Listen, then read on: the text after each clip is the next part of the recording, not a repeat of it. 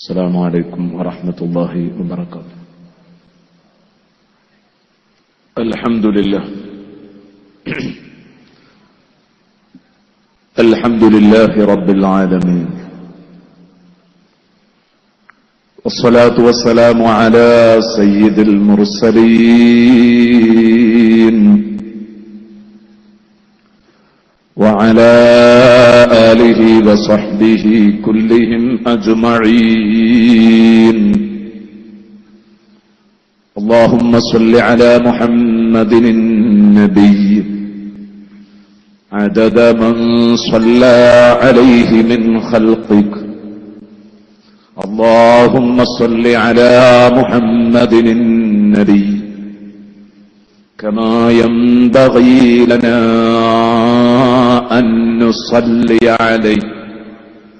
اللهم صل على محمد النبي كما أمرتنا أن نصلي عليه وعلى آله وصحبه وسلم.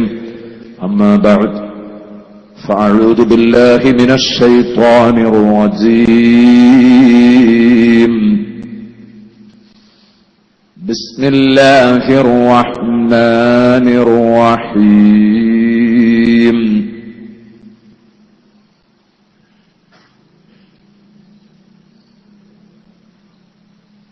ألهاكم التكاثر حتى زرتم المقابر.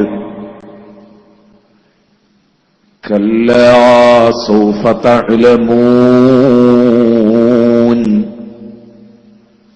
ثم كلا سوف تعلمون. صدق الله مولانا العظيم، وصدق وصدق وبلغ رسوله النبي الكريم، ونحن على ذلك من الشاهدين الشاكرين، والحمد لله رب العالمين.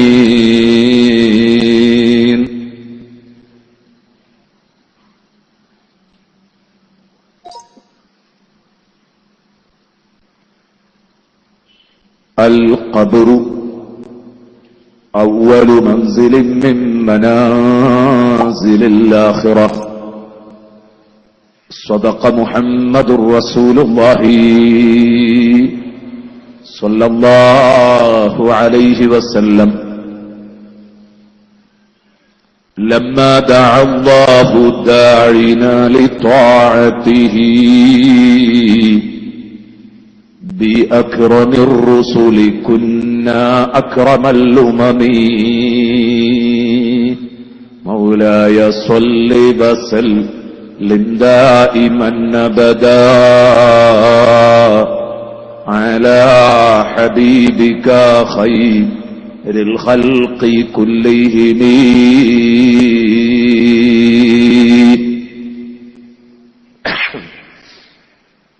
وعلى أمة سيدنا ومولانا محمد.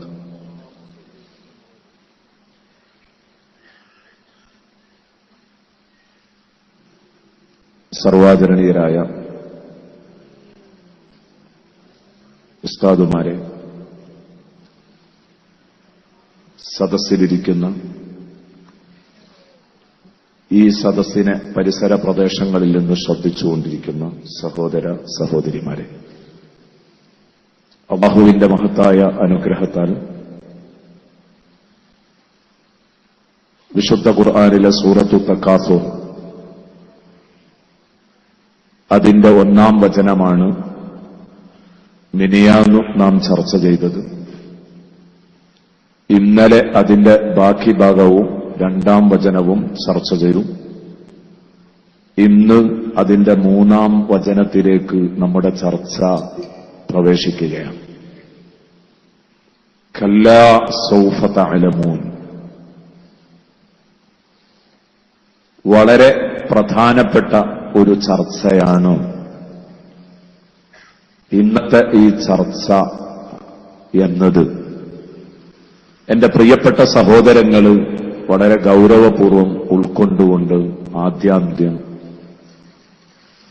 ശ്രദ്ധിച്ച് ശ്രവിക്കണമെന്ന് ആമുഖമായി ഓർമ്മപ്പെടുത്തുകയാണ്. വിഷയത്തിലേക്ക് കടക്കുന്നതിന് മുമ്പ്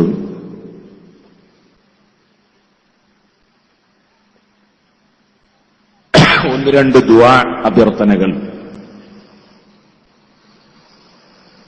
ഒന്ന്, മകൾക്ക് ഒരു കുഞ്ഞുണ്ടായി കാണാൻ വലിയ മോഹമുണ്ടെന്ന് പറഞ്ഞ് ആ ഉദ്ദേശ്യം സഫലമാകാൻ പ്രത്യേകം ദുആ ചെയ്യണം എന്ന് പറഞ്ഞ് വസിയ്യത്ത് ചെയ്തേൽപ്പിച്ച ഒരാൾ നല്ല ഒരു സംഭാവനയും ഈ സദസ്സിലേക്ക് നൽകിയിട്ടുണ്ട്.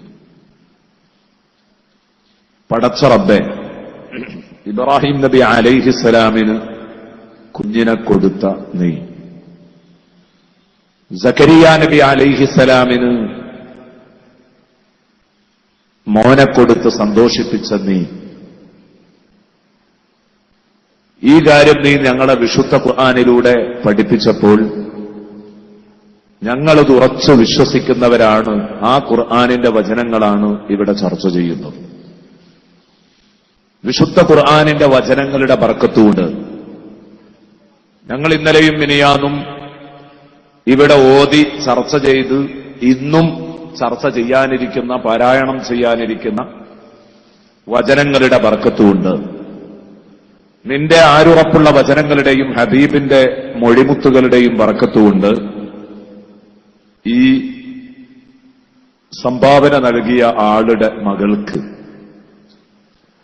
അതുപോലെ മക്കളില്ലാതെ വിഷമിക്കുന്ന പലരും ഈ കൂട്ടത്തിലുണ്ടാവും, എല്ലാവർക്കും ഹൈറായ സന്തോഷമുള്ള കുഞ്ഞുങ്ങളെ കൊടുത്ത് നീ സന്തോഷിപ്പിക്കണേ അല്ലാഹ്. പടച്ചവനെ, നീ ഞങ്ങളുടെ ദുആ തട്ടിക്കളയരുത് റഹ്മാനെ. പടച്ചവനെ, ഞങ്ങൾ വിശുദ്ധ ഖുർആനിന്റെ വചനങ്ങളെ മുൻനിർത്തിക്കൊണ്ട് നിന്നോട് ചോദിക്കുന്നു, തട്ടിക്കളയരുത് റഹ്മാനെ. പടച്ചവനെ, ആ ദമ്പതികൾക്ക് നീ നല്ല മക്കളെ പ്രദാനം ചെയ്യണേ അല്ലാഹ്. അതുപോലെ എനിക്ക് ബന്ധപ്പെട്ട നമ്മുടെ ഒരു പ്രസ്ഥാന ബന്ധു സുഖമില്ലാതെ ഹോസ്പിറ്റലിൽ കിടക്കുന്നു, പ്രത്യേകം ദുആ ചെയ്യണം എന്ന് വിളിച്ചു പറഞ്ഞിട്ടുണ്ട്. ലൈനിൽ നിന്ന് പെട്ടെന്ന് കരണ്ട് പിടിച്ച് അല്ലാഹു റബ്ബുൽ ഇസ്സത്തിന്റെ സഹായം കൊണ്ട് മാത്രം അദ്ദേഹം രക്ഷപ്പെട്ടു. ലൈനിൽ തൂങ്ങിക്കിടക്കുന്ന അദ്ദേഹം കലിമ ചൊല്ലിക്കൊണ്ടേയിരിക്കുന്നു. അങ്ങാടിയിലായിരുന്നു. അങ്ങാടിയോട് ചേർന്ന് ലൈനിന്റെ തൊട്ടടുത്തുള്ള ഒരു മരത്തിൽ കയറി കമ്പ് വെട്ടിക്കളയുമ്പോഴാണ് മരത്തിലേക്ക് കരണ്ട് പാസ് ചെയ്തത്. ആ മരക്കൊമ്പത്ത് തൂങ്ങി നിന്ന് അദ്ദേഹം ഉറക്ക കലിമ ചൊല്ലുന്നത് കേട്ടപ്പോഴാണ് ജനങ്ങൾ ഓടിക്കൂടി വടികൊണ്ട് തല്ലി താഴെ വീഴ്ത്തിയത്. അള്ളാഹു അദ്ദേഹത്തെ സലാമത്താക്കിയിട്ടുണ്ട്. ഡോക്ടർമാർ രക്ഷപ്പെടുമെന്നാണ് പറഞ്ഞത്. അദ്ദേഹവുമായിട്ട് ഇന്ന് നേരിട്ട് സംസാരിച്ചു. രക്ഷപ്പെടുന്ന പ്രതീക്ഷയുണ്ട്. അള്ളാഹു എത്രയും പെട്ടെന്ന് സുഖപ്പെടുത്തി കൊടുക്കട്ടെ. അള്ളാഹു എത്രയും പെട്ടെന്ന് സുഖപ്പെടുത്തി കൊടുക്കട്ടെ. വസിയ്യത്ത് ചെയ്തവരുണ്ട്. പ്രത്യേകിച്ച് ഈ സദസ്സ് ഇവിടെ സംഘടിപ്പിക്കുമ്പോൾ നമ്മൾ ഓർക്കേണ്ടതായ പലരുമുണ്ട്. അരീക്കോടിന്റെ പരിസരത്താണ് ബഹുമാനപ്പെട്ട തരുവണ ഉസ്താദിനെ നമുക്ക് മറക്കാൻ വയ്യ. തരുവണ ഉസ്താദിന്റെ ഖബർ അള്ളാഹു വെളിച്ചമാക്കി കൊടുക്കട്ടെ. അതുപോലെ ഇത്തരം സദസ്സുകളൊക്കെ ഉണ്ടാകുമ്പോൾ പ്രത്യേകിച്ച് എനിക്കൊരിക്കലും മറക്കാനാവാത്ത അരീക്കോട് മജ്മഇലേക്ക് ആദ്യമായി ഞാൻ വന്നു ചേരുന്നത് ബഹുമാനപ്പെട്ട സൈദലവി ഉസ്താദിന്റെ ഇടപെടലിലൂടെയായിരുന്നു.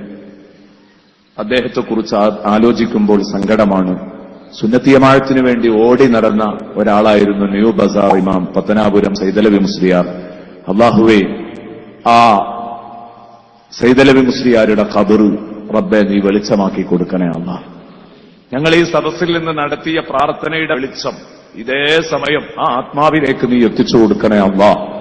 നീ എത്തിച്ചു കൊടുക്കണേ അല്ലാഹ്. നീ എത്തിച്ചു കൊടുക്കണേ അല്ലാഹ്. പടച്ചവനെ, ഞങ്ങളിവിടെ ചർച്ച ചെയ്യാൻ പോകുന്ന ഖബർ ജീവിതം അവരനുഭവിച്ചുകൊണ്ടിരിക്കുകയാണ്. എന്താണ് അവരുടെ ഹാല് എന്ന് ഞങ്ങൾക്കറിയില്ല. സന്തോഷത്തിലാക്കി കൊടുക്കണേ അല്ലാഹ്. സന്തോഷത്തിലാക്കി കൊടുക്കണേ അല്ലാഹ്. സന്തോഷത്തിലാക്കി കൊടുക്കണേ അല്ലാഹ്. അങ്ങനെ ഈ നാട്ടിൽ നിന്ന് മരണപ്പെട്ടു പോയ പലരുമുണ്ട്. ഇന്ന് സുഖമില്ലാതെ ഈ സദസ്സിലേക്ക് വരാൻ പറ്റാത്തയാൾ ദുആ ചെയ്യണം എന്ന് പറഞ്ഞ് ഏൽപ്പിച്ചിട്ടുണ്ട്. അല്ലാഹു അദ്ദേഹത്തിന്റെ രോഗം സുഖപ്പെടുത്തി കൊടുക്കട്ടെ. ഈ നാട്ടിലെ കാരണവന്മാര് അതുപോലെ നമുക്ക് ബന്ധപ്പെട്ട പലരും മരണപ്പെട്ടു പോയിട്ടുണ്ട്. അള്ളാഹു അവരുടെയൊക്കെ ഖബർ വെളിച്ചമാക്കി കൊടുക്കട്ടെ. അള്ളാഹു അവരുടെയൊക്കെ ഖബർ സന്തോഷത്തിലും റാഹത്തിലുമാക്കി കൊടുക്കട്ടെ. ആമീൻ എന്ന് ദുആ ചെയ്യുകയാണ്. പ്രിയപ്പെട്ട സഹോദരങ്ങളെ, ഇന്ന് നമ്മളിവിടെ ചർച്ച ചെയ്യുന്നത് കല്ലാ സൗഫ തഅലമൂൻ എന്ന് പറഞ്ഞതിന്റെ ആഴത്തിലേക്കാണ് നാം ഇറങ്ങുന്നത്. എന്താണ് സൂറത്തു തക്കാസുറിൽ അല്ലാഹു ഈ പറഞ്ഞതിന്റെ അർത്ഥം? അൽഹാക്കുമുത് തക്കാസുറു ഹത്താ സുർത്തുമുൽ മഖാബിർ. നിങ്ങൾ മരിക്കുന്നത് വരെ നിങ്ങൾക്ക് ദുനിയാവിന്റെ വിവിധങ്ങളായ ബന്ധങ്ങളാണ് എന്ന് പറഞ്ഞിട്ട് അല്ലാഹു പറയാണ്, കല്ല, കാര്യം നിങ്ങൾ വിചാരിച്ചതുപോലെയല്ല. കല്ല, വേണ്ട വേണ്ട, ഈ പതിവ് അവസാനിപ്പിച്ചേക്ക്. ആഖിറത്തെ മറന്നുകൊണ്ടുള്ള ദുനിയാവ് അവസാനിപ്പിച്ചേക്ക്. കാരണം എന്താണ്? സൗഫ തഅലമൂൻ, ശേഷം ചില യാഥാർത്ഥ്യങ്ങൾ നിങ്ങൾ അറിയാൻ പോകുന്നുണ്ട്. ശേഷം ചില യാഥാർത്ഥ്യങ്ങൾ നിങ്ങൾ അറിയാൻ പോകുന്നുണ്ട്. കല്ലാ സൗഫ തഅലമൂൻ, ശേഷം ചില യാഥാർത്ഥ്യങ്ങൾ നിങ്ങൾ അറിഞ്ഞേ പറ്റൂ. ഏതാണ് ഈ യാഥാർത്ഥ്യം? കണ്ണ് ചിമ്മുന്നതോടുകൂടെ നിങ്ങൾ അനുഭവിക്കേണ്ടി വരുന്ന ഖബർ ശിക്ഷയാണ്. സുമ്മ കല്ലാ സൗഫ തഅലമൂൻ എന്ന് പറഞ്ഞത് നരകശിക്ഷ. ഇൻഷാ അല്ലാഹ് നാളത്തെ വിഷയം അതായിരിക്കും. ഇന്ന് നമ്മൾ ആദ്യം അള്ളാഹു പറയാണ്, ഇതാ ചില വിവരങ്ങള്, ചില യാഥാർത്ഥ്യങ്ങള്, ചില അനുഭവങ്ങള് നിങ്ങൾ അനുഭവിക്കാൻ പോവുകയാണ്, അറിയാൻ പോവുകയാണ്. ഈ ഒരു ബോധം നിങ്ങൾക്ക് നല്ലവണ്ണം ഉണ്ടാവണം. അള്ളാഹു നമ്മളോട് പറയാൻ. അപ്പൊ ശരിക്ക് അള്ളാഹുവിന്റെ ഒരു വാണിംഗ് ആണ് കല്ലാ സൗഫ തഅലമൂൻ എന്ന് പറഞ്ഞത്. പടച്ച റബ്ബിന്റെ ഭാഗത്തു നിന്നുള്ള ഒരു കനത്ത വാണിംഗാണ്, മുന്നറിയിപ്പാണ് സത്യത്തില് കല്ലാ സൗഫ തഅലമൂൻ. അതിന്റെ ആഴം വായിച്ചെടുക്കണമെങ്കിൽ വിശുദ്ധ ഖുർആനിന്റെ മറ്റായത്തുകളിലേക്ക് നമ്മൾ കടക്കണം. ഖബർ എന്താണെന്ന് പഠിപ്പിച്ച ഹബീബിന്റെ കൊള്ളുന്ന തിരുവചനങ്ങളിലേക്ക് നമ്മൾ കടന്നു വരണം. ആദ്യമായിട്ട് ഖബർ എന്ന ഒരു ചർച്ച ഇത് നടത്തുന്ന സമയത്ത് എന്താണ് ഖബർ? അതാണ് ആദ്യം പഠിക്കേണ്ടത്. എന്താണ് ഖബർ? നമ്മളെ കൊണ്ടുപോയി അടക്കം ചെയ്യപ്പെടുന്ന ഒരു കുഴി, അതാണോ ഖബർ? അല്ല. ഖബർ എന്ന് പറഞ്ഞാൽ ഒറ്റവാക്കിൽ അത് നമ്മുടെ തറവാടാണ്. ഖബർ എന്ന് പറഞ്ഞാൽ ഒറ്റവാക്കിൽ അത് നമ്മുടെ തറവാടാണ്. ഏത് നിലക്കാ ഇത് തറവാടാന്ന് പറഞ്ഞത്? മഹാന്മാരായ പണ്ഡിതന്മാർ അവരുടെ കിതാബുകളിൽ എഴുതി വെച്ചിട്ടുണ്ട്. ഖബർ ഓരോ മനുഷ്യന്റെയും അസ്ലാണ്, തറവാടാണ്. തറവാടാണ് എന്ന് പറഞ്ഞാൽ അതിന്റെ ആശയം എന്താണ്? ഒരു മനുഷ്യൻ എവിടെയാണോ അയാളുടെ ഖബർ വരുന്നത്, ഏതു മണ്ണിലാണോ എന്നെ കൊണ്ടുപോയി അടക്കം ചെയ്യപ്പെടുന്നത്, എനിക്കൊരു തീരുമാനമില്ല ഈ കാര്യത്തിൽ. ഞാൻ മുണ്ടമ്പ്ര പള്ളിക്കാട്ടിൽ തന്നെ ആകുമെന്ന് എനിക്കൊരിക്കലും പറയാൻ പറ്റാത്തൊരു സംഗതിയാണ്. കാരണം മുണ്ടമ്പ്ര തന്നെ ആവണമെന്നില്ല, എവിടെയോ ആവാം. ഏത് സ്ഥലത്താണോ എന്നെ അടക്കം ചെയ്യപ്പെടുന്നത്, അടക്കം ചെയ്യപ്പെട്ടു കഴിഞ്ഞാൽ നിങ്ങൾക്ക് ബോധ്യപ്പെടും ഒരു സത്യം. അതെന്താണ്? അത് എന്റെ തറവാടാണ്. ആ മണ്ണിൽ നിന്നാണ് സത്യത്തിൽ അള്ളാഹു എന്നെ പഠിച്ചത്. ഇത് ഉൾക്കൊള്ളാൻ കുറച്ചൊരു പ്രയാസം ഉണ്ടാകും. ഹദീസുകൾ ഓതി വിഷയങ്ങളുടെ ഗൗരവം പറഞ്ഞു തരാം. ലാ ഇലാഹ ഇല്ലല്ലാഹ് മുഹമ്മദുർ റസൂലുള്ളാഹ് എന്ന് വിശ്വസിക്കുന്നവരോടാണ് ഖബർ എന്നതിനെക്കുറിച്ചുള്ള ചർച്ച. കാരണം അല്ലാത്തവരോട് ഇതൊന്നും പറയാനില്ല. അവർക്ക് കൊണ്ടുപോയി മറമാടിക്കഴിഞ്ഞാൽ ലാ ഇലാഹ ഇല്ലല്ലാഹ് മുഹമ്മദുർ റസൂലുള്ളാഹ് എന്ന് വിശ്വസിക്കാഞ്ഞാൽ കുറച്ച് ദിവസം കഴിഞ്ഞാൽ മണ്ണായി, ഖലാസ്, കഴിഞ്ഞു. അവരോട് ഈ ചർച്ച പിന്നെ ചെയ്യുന്നതിൽ അർത്ഥമല്ല. ലാ ഇലാഹ ഇല്ലല്ലാഹ് മുഹമ്മദുർ റസൂലുള്ളാഹ് എന്ന് വിശ്വസിക്കുന്നവരെ സംബന്ധിച്ചിടത്തോളം ഖബർ എന്ന് പറഞ്ഞാൽ ഓരോ മനുഷ്യനും സൃഷ്ടിക്കപ്പെട്ട അവന്റെ തറവാടാണ്. മനുഷ്യൻ മണ്ണിൽ നിന്നാണ് പടക്കപ്പെട്ടത്, സംശയമില്ല. ആദം അലൈഹിസ്സലാം മണ്ണിൽ നിന്നാണ് സൃഷ്ടിക്കപ്പെട്ടത്. ആദം നബി അലൈഹിസ്സലാം മണ്ണിൽ നിന്നാണ് സൃഷ്ടിക്കപ്പെട്ടത്. ആദം നബി അലൈഹിസ്സലാമിനെ സൃഷ്ടിച്ച ആ മണ്ണിൽ നമ്മെ സൃഷ്ടിക്കാൻ ആവശ്യമായ മണ്ണിന്റെ അംശമുണ്ടായിരുന്നു. അതുകൊണ്ടാണ് നാം ആദമിന്റെ മകനും മകളുമായി പോയത്. അല്ലെങ്കിൽ പ്രിയപ്പെട്ട സഹോദര സഹോദരി, നമ്മൾ ആദമിന്റെ മക്കളിൽ പെടില്ല. ആദം നബി അലൈഹി ഇസ്ലാമിനെ സൃഷ്ടിക്കാൻ മണ്ണെടുത്തത് ഒരു ഭാഗത്തു നിന്ന് വാരിയേക്കല്ല, എല്ലാ ഭാഗത്തു നിന്നും മണ്ണ് സ്വീകരിച്ചിട്ടുണ്ട്. ഞാൻ ആദമിന്റെ മകനായി പിറന്നു എന്നതുകൊണ്ട്, നിങ്ങളൊക്കെ ആദമിന്റെ മകനും മകളുമായി പിറന്നു എന്നതുകൊണ്ട്, സഹോദര സഹോദരിമാരെ, നമ്മുടെയൊക്കെ മണ്ണിന്റെ അംശം സത്യത്തിൽ ആദം നബി അലൈഹിസ്സലാമിൽ ഉണ്ടായിരുന്നു. ഇനി ഓരോ മനുഷ്യനും മണ്ണുമായി ബന്ധമുണ്ട്. അതിലേക്ക് ഇപ്പോൾ ഞാൻ കടക്കുന്നില്ല, കാരണം അത് പറയുമ്പോഴേക്ക് ഒരുപാട് വിശദീകരിച്ച് പറഞ്ഞെങ്കിലേ ബോധ്യപ്പെടുള്ളൂ. സൂറത്തുൽ മോമിനൂനയിൽ ആയത്ത് പറഞ്ഞാൽ ഏറെക്കുറെ ബോധ്യപ്പെടും. മണ്ണിൽ നിന്നാണ് ഓരോ മനുഷ്യന്റെയും തുടക്കം. കാരണം വാപ്പയുടെ ബീജഗണത്തിൽ നിന്നാണ് നമ്മളുണ്ടായതെന്ന് പറഞ്ഞാലും ആ ബീജഗണത്തിന്റെ അസുല് മണ്ണായിരിക്കും. മണ്ണുമായിട്ട് ബന്ധപ്പെടാതെ വാപ്പ കഴിച്ച ഭക്ഷണങ്ങളൊന്നുമില്ല. വാപ്പായുടെ രക്തവും ചോരയും നീരും ശുക്ലവും എല്ലാം അത് മണ്ണാണ് സത്യത്തിൽ. അപ്പൊ സത്യത്തിൽ എല്ലാ മനുഷ്യരും വരുന്നത് മണ്ണിൽ നിന്നാണ്. മണ്ണിൽ നിന്നാണ് ഓരോ മനുഷ്യരും ഉദയം ചെയ്തത്, സംശയമില്ല. ഇത് ഇന്നത്തെ ശാസ്ത്രം ഒരുപാട് കാലം ഇതിനെ നിഷേധിച്ചെങ്കിലും ഇന്ന് ആ യാഥാർത്ഥ്യത്തിലേക്ക് എത്തിയിരിക്കുകയാണ്. ആദിമ മനുഷ്യൻ ജന്മം കൊണ്ടത് പൊളിമർ സൂപ്പ് എന്ന കുഴമ്പിൽ നിന്നാണ് എന്ന് ശാസ്ത്രം പറയുന്നു. ശാസ്ത്രത്തോട് വിശദീകരണം ചോദിച്ചു. പൊളിമർ സൂപ്പ് എന്ന് പറഞ്ഞ് പേര് നന്നാക്കി രക്ഷപ്പെടാൻ ശ്രമിക്കരുത്. എന്താണ് ഈ കുഴമ്പിന്റെ അവസ്ഥ? ഒന്നാമത്തെ മനുഷ്യൻ സൃഷ്ടിക്കപ്പെട്ട പൊളിമർ സൂപ്പിന്റെ സ്വഭാവം എന്താണെന്ന് ചോദിച്ചപ്പോ കൂടുതലും കൂട്ടിക്കുഴച്ച്, അതെന്നെ വിശുദ്ധ ഖുർആനും പറഞ്ഞിട്ടുള്ളൂ, മിൻ ത്വയ്നിൻ ലാസിബ്. ഉണങ്ങിയ മണ്ണിൽ നിന്നാ മനുഷ്യനെ സൃഷ്ടിച്ചതെന്ന് പറഞ്ഞിട്ടില്ല, ഒട്ടിപ്പിടിക്കുന്ന മണ്ണിൽ നിന്ന്. വെള്ളം കൂട്ടിക്കുഴച്ച കളിമണ്ണിൽ നിന്നാ മനുഷ്യനെ സൃഷ്ടിച്ചത്. ഒട്ടുന്ന പശിമയുള്ള മണ്ണിൽ നിന്നാ മനുഷ്യനെ സൃഷ്ടിച്ചത് വിശുദ്ധ ഖുർആൻ പറഞ്ഞു. ഡോക്ടർ പരമേശ്വരൻ ഒരു പുസ്തകം എഴുതിയിട്ടുണ്ട്, മനുഷ്യ ശരീരം എന്നാണ് ആ പുസ്തകത്തിന്റെ പേര്. ആ പുസ്തകത്തിൽ അദ്ദേഹം ഇങ്ങനെ എഴുതുന്നുണ്ട്. ആ വാക്കിങ്ങനെ വായിച്ചപ്പോൾ ഒരുപാട് സമയം ഞാൻ ആലോചിച്ചു പോയി. വിശുദ്ധ ഖുർആൻ ഒരു ഡസനിലധികം സ്ഥലത്ത് പറഞ്ഞിട്ടുണ്ട് മനുഷ്യനെ പടച്ചത് മിൻ തുറാബ്, മിൻ തുറാബ്, മിൻ ത്വീൻ, മിൻ ത്വീനിൻ ലാസിബ് എന്നിങ്ങനെ തുടങ്ങിയിട്ട് ഒരു ഡസനിലധികം സ്ഥലത്ത് മണ്ണിൽ നിന്നാ മനുഷ്യനെ സൃഷ്ടിക്കപ്പെട്ടത് എന്ന് വിശുദ്ധ ഖുർആൻ പറയുന്നുണ്ട്. ഡോക്ടർ പരമേശ്വരൻ ഇങ്ങനെ എഴുതി വന്നിട്ട് പറയാണ്, മണ്ണിന്റെ മുഴുവൻ സ്വഭാവങ്ങളും മണ്ണിൽ എന്തെല്ലാം മൂലകങ്ങളാണോ അടങ്ങിയിട്ടുള്ളത് ആ മൂലകങ്ങളൊക്കെയും മനുഷ്യ ശരീരത്തിൽ കാണുന്നുണ്ട് എന്ന് പറഞ്ഞിട്ട് ഡോക്ടർ പരമേശ്വരൻ എഴുതുകയാണ്, ഇതേക്കുറിച്ച് ആലോചിക്കുമ്പോ മനുഷ്യ നീ മണ്ണിന്റെ സന്തതിയാണെന്ന് പറഞ്ഞ വേദവാക്യം സത്യമാണോ എന്ന് തോന്നിപ്പോകും. എന്താ, മനുഷ്യ നീ മണ്ണിന്റെ സന്തതിയാണ് എന്ന് പറഞ്ഞ വേദവാക്യം സത്യമാണോ എന്ന് തോന്നിപ്പോകും. കാരണം മണ്ണിന്റെ സ്വഭാവം മുഴുവനും മനുഷ്യ ശരീരത്തിനുണ്ടാകും. ഡോക്ടർ പരമേശ്വരൻ എഴുതുന്നു, നമുക്ക് തോന്നല്ല, നമുക്ക് ഉറപ്പാ. പരമേശ്വരൻ എഴുതുന്നതിന് മുമ്പ് തന്നെ ഉറപ്പാ. കാരണം എന്തുകൊണ്ട്? മിനിയാന്ന് നാം കേട്ടതുപോലെ ലോകത്ത് ചെവി മുളച്ചിട്ട് കേൾക്കാത്ത, കണ്ണു മുളച്ചിട്ട് കാണാത്ത പരമസത്യങ്ങള് ഹബീബ് റസൂലുള്ളാഹി ജാഹിലിയ്യ കാലത്താ നമുക്ക് പറഞ്ഞു തന്നത്. കഫാക ബിൽ ഇൽമി ഫിൽ ഉമ്മിയ്യ മുഅ്ജിസതൻ ഫിൽ ജാഹിലിയ്യതി വത്തഅദീബി ഫിൽ യുതുമി മൗലായ സ്വല്ലി വസല്ലിം ദായിമൻ അബദാ അലാ ഹബീബിക ഖൈറിൽ ഖൽഖി കുല്ലിഹിം. നോക്ക് നിങ്ങൾ, ഇത്ര ഭംഗിയായിട്ടാ പറഞ്ഞത് ഇമാം ബൂസരി റളിയല്ലാഹു അൻഹു. നബിയെ, ജാഹിലിയ്യ കാലത്താട്ടോ നിങ്ങൾക്ക് ഇത്രയും പരന്ന അറിവുള്ളത്. ആ അറിവ് തന്നെ മതി നിങ്ങളുടെ മുഅ്ജിസത്തായിട്ട്. വേറെ എന്തിനാ വിരൽ ചാലിലൂടെ വെള്ളമൊഴിക്കുന്നത്? എന്തിന്? അതിന്റെ ഒന്നും ആവശ്യമില്ല.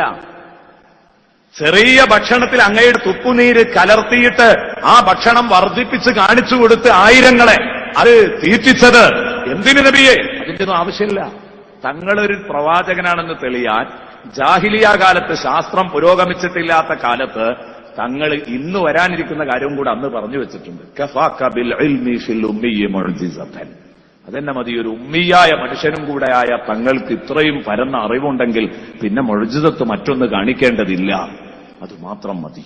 ഇമാം ബുസ്രി റളിയല്ലാഹു അൻഹു പറഞ്ഞു, വലിയ അർത്ഥമുള്ള വാക്കല്ലേ പ്രിയപ്പെട്ട മുഅ്മിനീങ്ങളെ ഇത്. അതുകൊണ്ട് നമുക്കുറപ്പാണ് മനുഷ്യൻ മണ്ണിൽ നിന്ന് സൃഷ്ടിക്കപ്പെട്ടവനാണ്. എന്നാൽ ഓരോ മനുഷ്യന്റെയും തറവാടാണ്. എന്നെ സൃഷ്ടിക്കാൻ എവിടെ നിന്നാണോ അല്ലാഹു തആല മണ്ണെടുത്തത് ആ മണ്ണായിരിക്കും എന്റെ ഖബർ. അതുകൊണ്ട് തന്നെ ആ മണ്ണിലേക്ക് ഞാൻ എത്തിച്ചേരും. എന്തിന്? ആ മണ്ണിൽ വെച്ച് മരിക്കാൻ.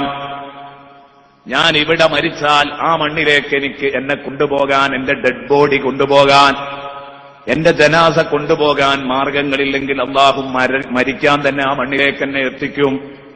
അല്ലെങ്കിൽ അവിടെ മരിച്ചാലും എന്റെ ഖബർ ഇവിടെയാണ് അല്ലാഹു തീരുമാനിച്ചതെങ്കിൽ ഇങ്ങോട്ട് കൊണ്ടുവരാനുള്ള സാധ്യതകളുണ്ടെങ്കിൽ അവിടെ മരിച്ചാലും ഡെഡ് ബോഡി ഇങ്ങോട്ട് എത്തിക്കും.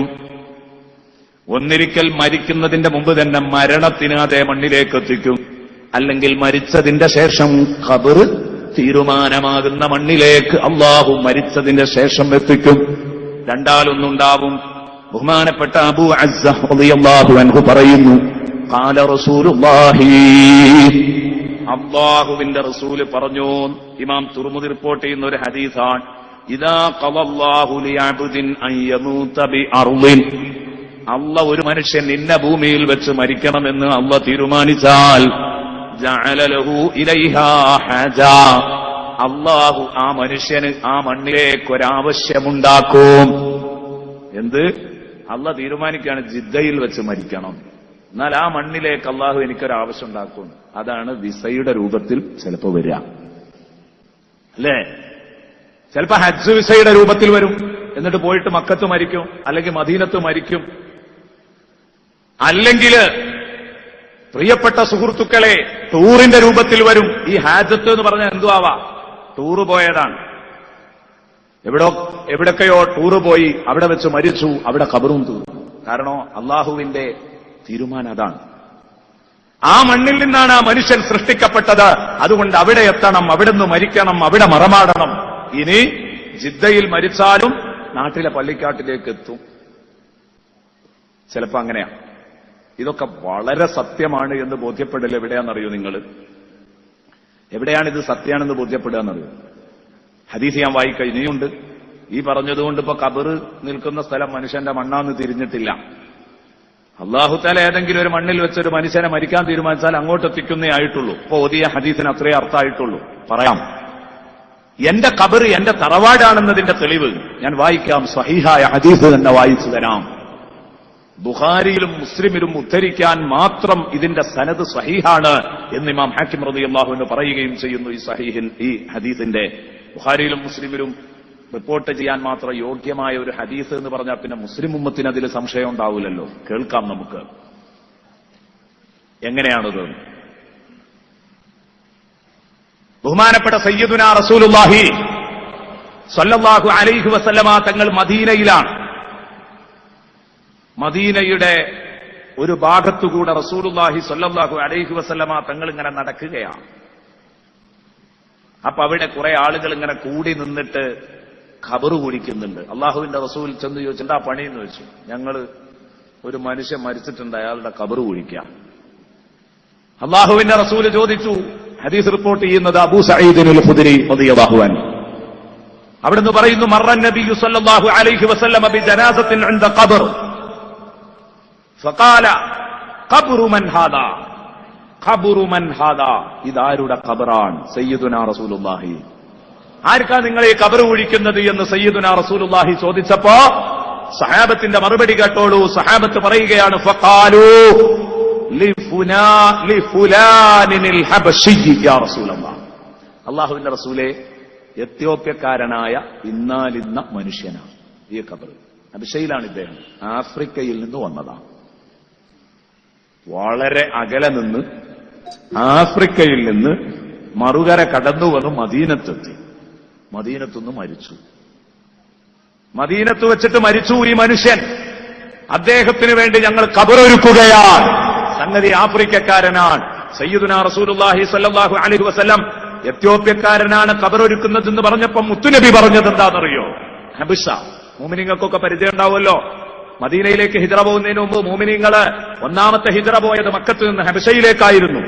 ആ ഹബശയിൽ നിന്ന് പിന്നെ മദീനയിലേക്ക് എത്തിയതൊക്കെ വല്ലാത്ത ചരിത്രത്തിലെ കൊള്ളുന്ന ഭാഗങ്ങളാണ്. വല്ലാത്ത ഭാഗങ്ങൾ എടുത്തു പറയേണ്ടതാണ്. ആ ഹബശയിൽ നിന്ന് മദീനയിലേക്ക് ആ മനുഷ്യൻ എത്തി. അവിടെ വെച്ച് മരിച്ചു. ആ സമയത്ത് സയ്യിദുനാ റസൂലുള്ളാഹി ഇത് കേൾക്കുമ്പം ഫഖാല റസൂലുള്ളാഹി, അള്ളാന്റെ റസൂൽ ഇതിനോട് പ്രതികരിച്ചത് കേട്ടോ. ലാ ഇലാഹ ഇല്ലല്ലാഹ്, ലാ ഇലാഹ ഇല്ലല്ലാഹ്. നബി തങ്ങൾ പറയാണ് ലാ ഇലാഹ ഇല്ലല്ലാഹ്, ലാ ഇലാഹ ഇല്ലല്ലാഹ്. അല്ലാഹുവിന്റെ ഹബീബ് പറഞ്ഞു, ഞാൻ പറയുന്ന കലിമത്തു തൗഹീദിൽ എനിക്ക് ഒന്നും കൂടെ വിശ്വാസായി എന്ന അർത്ഥത്തിൽ നബി തങ്ങൾ ലാ ഇലാഹ ഇല്ലല്ലാഹ് 2 വട്ടം ലാ ഇലാഹ ഇല്ലല്ലാഹ് എഴുതി. ലാ ഇലാഹ ഇല്ലല്ലാഹ് മുദ്രാവാക്യം മുഴക്കി റസൂലുള്ളാഹി അല്ലാഹ് പഠിപ്പിച്ച ഒരു യാഥാർത്ഥ്യം ഇവിടെ തെളിഞ്ഞിരിക്കുകയാണ്. അതിന്റെ ഒരു അനുഭവം ഇവിടെ വന്നിരിക്കുകയാണ്. അപ്പൊ ആദ്യം ലാ ഇലാഹ ഇല്ലല്ലാഹ് 2 വട്ടം പറഞ്ഞു. ഈ സത്യത്തിന് പിന്തുണ പ്രഖ്യാപിച്ചു റസൂലുള്ളാഹി ലാ ഇലാഹ ഇല്ലല്ലാഹ്, ലാ ഇലാഹ ഇല്ലല്ലാഹ്. എന്നിട്ട് നബി പറഞ്ഞു സീഖ മിൻ അർദിഹി വസമാഇഹി ഇല തുർബത്തില്ലത്തി ഖുലിഖ മിൻഹാ സയ്യിദുനാ റസൂലുള്ളാഹി. സീഖ മിൻ അർദിഹി വസമാഇഹി. അദ്ദേഹം ഏതൊരാകാശത്തിന് കീഴിലായിരുന്നോ, ഏതൊരു ഭൂമിക്ക് മുകളിലായിരുന്നോ ജീവിച്ചിരുന്നത്, ആ ഭൂമിക്ക് മുകളിൽ നിന്ന്, ആകാശത്തിന് കീഴിൽ നിന്ന് അള്ളാഹു അദ്ദേഹത്തെ എഴുന്നള്ളിച്ച് സീഖ മിൻ അർദിഹി വസമാഇഹി ഇല തുർബത്തില്ലത്തി ഖുലിഖ മിൻഹാ, അദ്ദേഹത്തെ പടച്ച മണ്ണിലേക്ക് അള്ളാഹു എത്തിച്ചല്ലോ സയ്യിദുനാ റസൂലുള്ളാഹി. ഈ ഹദീസ് കൊണ്ട് ആ ബഹുമാനപ്പെട്ട മഹാന്മാർ പറഞ്ഞത് ഖബർ എവിടെയാണ്, അതാണ് മനുഷ്യനെ പടക്കപ്പെട്ട മണ്ണാണ്. അതുകൊണ്ടാണ് ഈ പഴയ കാരണവന്മാരോടൊക്കെ നമ്മളിങ്ങനെ ചോദിക്കുമ്പോ, പഴയ കാരണവന്മാരൊക്കെ സാധാരണ പറയാറുണ്ടായിരുന്നു, എന്തൊക്കെ ഉപ്പ വർത്താനെന്ന് ചോദിക്കുമ്പോൾ ഒരു തമാശയായിട്ട് പറയും, എന്താ കുട്ടി എങ്ങനെ പോകണ്, മണ്ണ് വാരിയോടത്ത് കണ്ട് എത്തണമല്ലോ എന്ന് പറയും. എന്ന് പറഞ്ഞാൽ ഇങ്ങനെ നടന്നുകൊണ്ടിരിക്കുകയാണ്, മണ്ണ് വാരിയോടത്ത് എത്തുമ്പോൾ ഞാൻ വീഴുന്നു, മരിക്കുന്നത് വരെ ഇങ്ങനെ മുന്നോട്ടങ്ങോട്ട് പോകുന്നത്, ഇത്രേ അതിനർത്ഥമുള്ളൂ. അപ്പൊ അത് കേവലം ഒരു വാക്കല്ല. മുസ്ലിമീങ്ങളെ സംബന്ധിച്ചിടത്തോളം അത് പ്രമാണബദ്ധമാണ്. ആ പറഞ്ഞ കാര്യം, ആ പറഞ്ഞ വിഷയം പ്രമാണബദ്ധമാണ് മുസ്ലിമീങ്ങളെ സംബന്ധിച്ചിടത്തോളം. ഇനി പുഴയിൽ പോയി മരിച്ചാലും, ഇനിയൊരു മത്സ്യത്തിന്റെ വയറ്റിൽ കുടുങ്ങിയാലും, എങ്ങനെ വന്നാലും അവസാനം മണ്ണിന്റെ അംശത്തിലേക്ക് അവൻ ചേരും. അതായിരിക്കും അവന്റെ ഖബർ. എങ്ങനെയെങ്കിലും മണ്ണിന്റെ അംശത്തിലേക്ക് അവൻ ചേരുന്നുണ്ട്, അതാണ് യഥാർത്ഥത്തിൽ അവന്റെ ഖബർ. കുഴിവെട്ടി ഉണ്ടാക്കണമെന്ന് തന്നെ ഇല്ല. തീർച്ചയായിട്ടും പ്രിയപ്പെട്ട സഹോദരങ്ങളെ, മനസ്സിലാക്കിക്കോളൂ, ഓരോ മനുഷ്യന്റെയും ഖബർ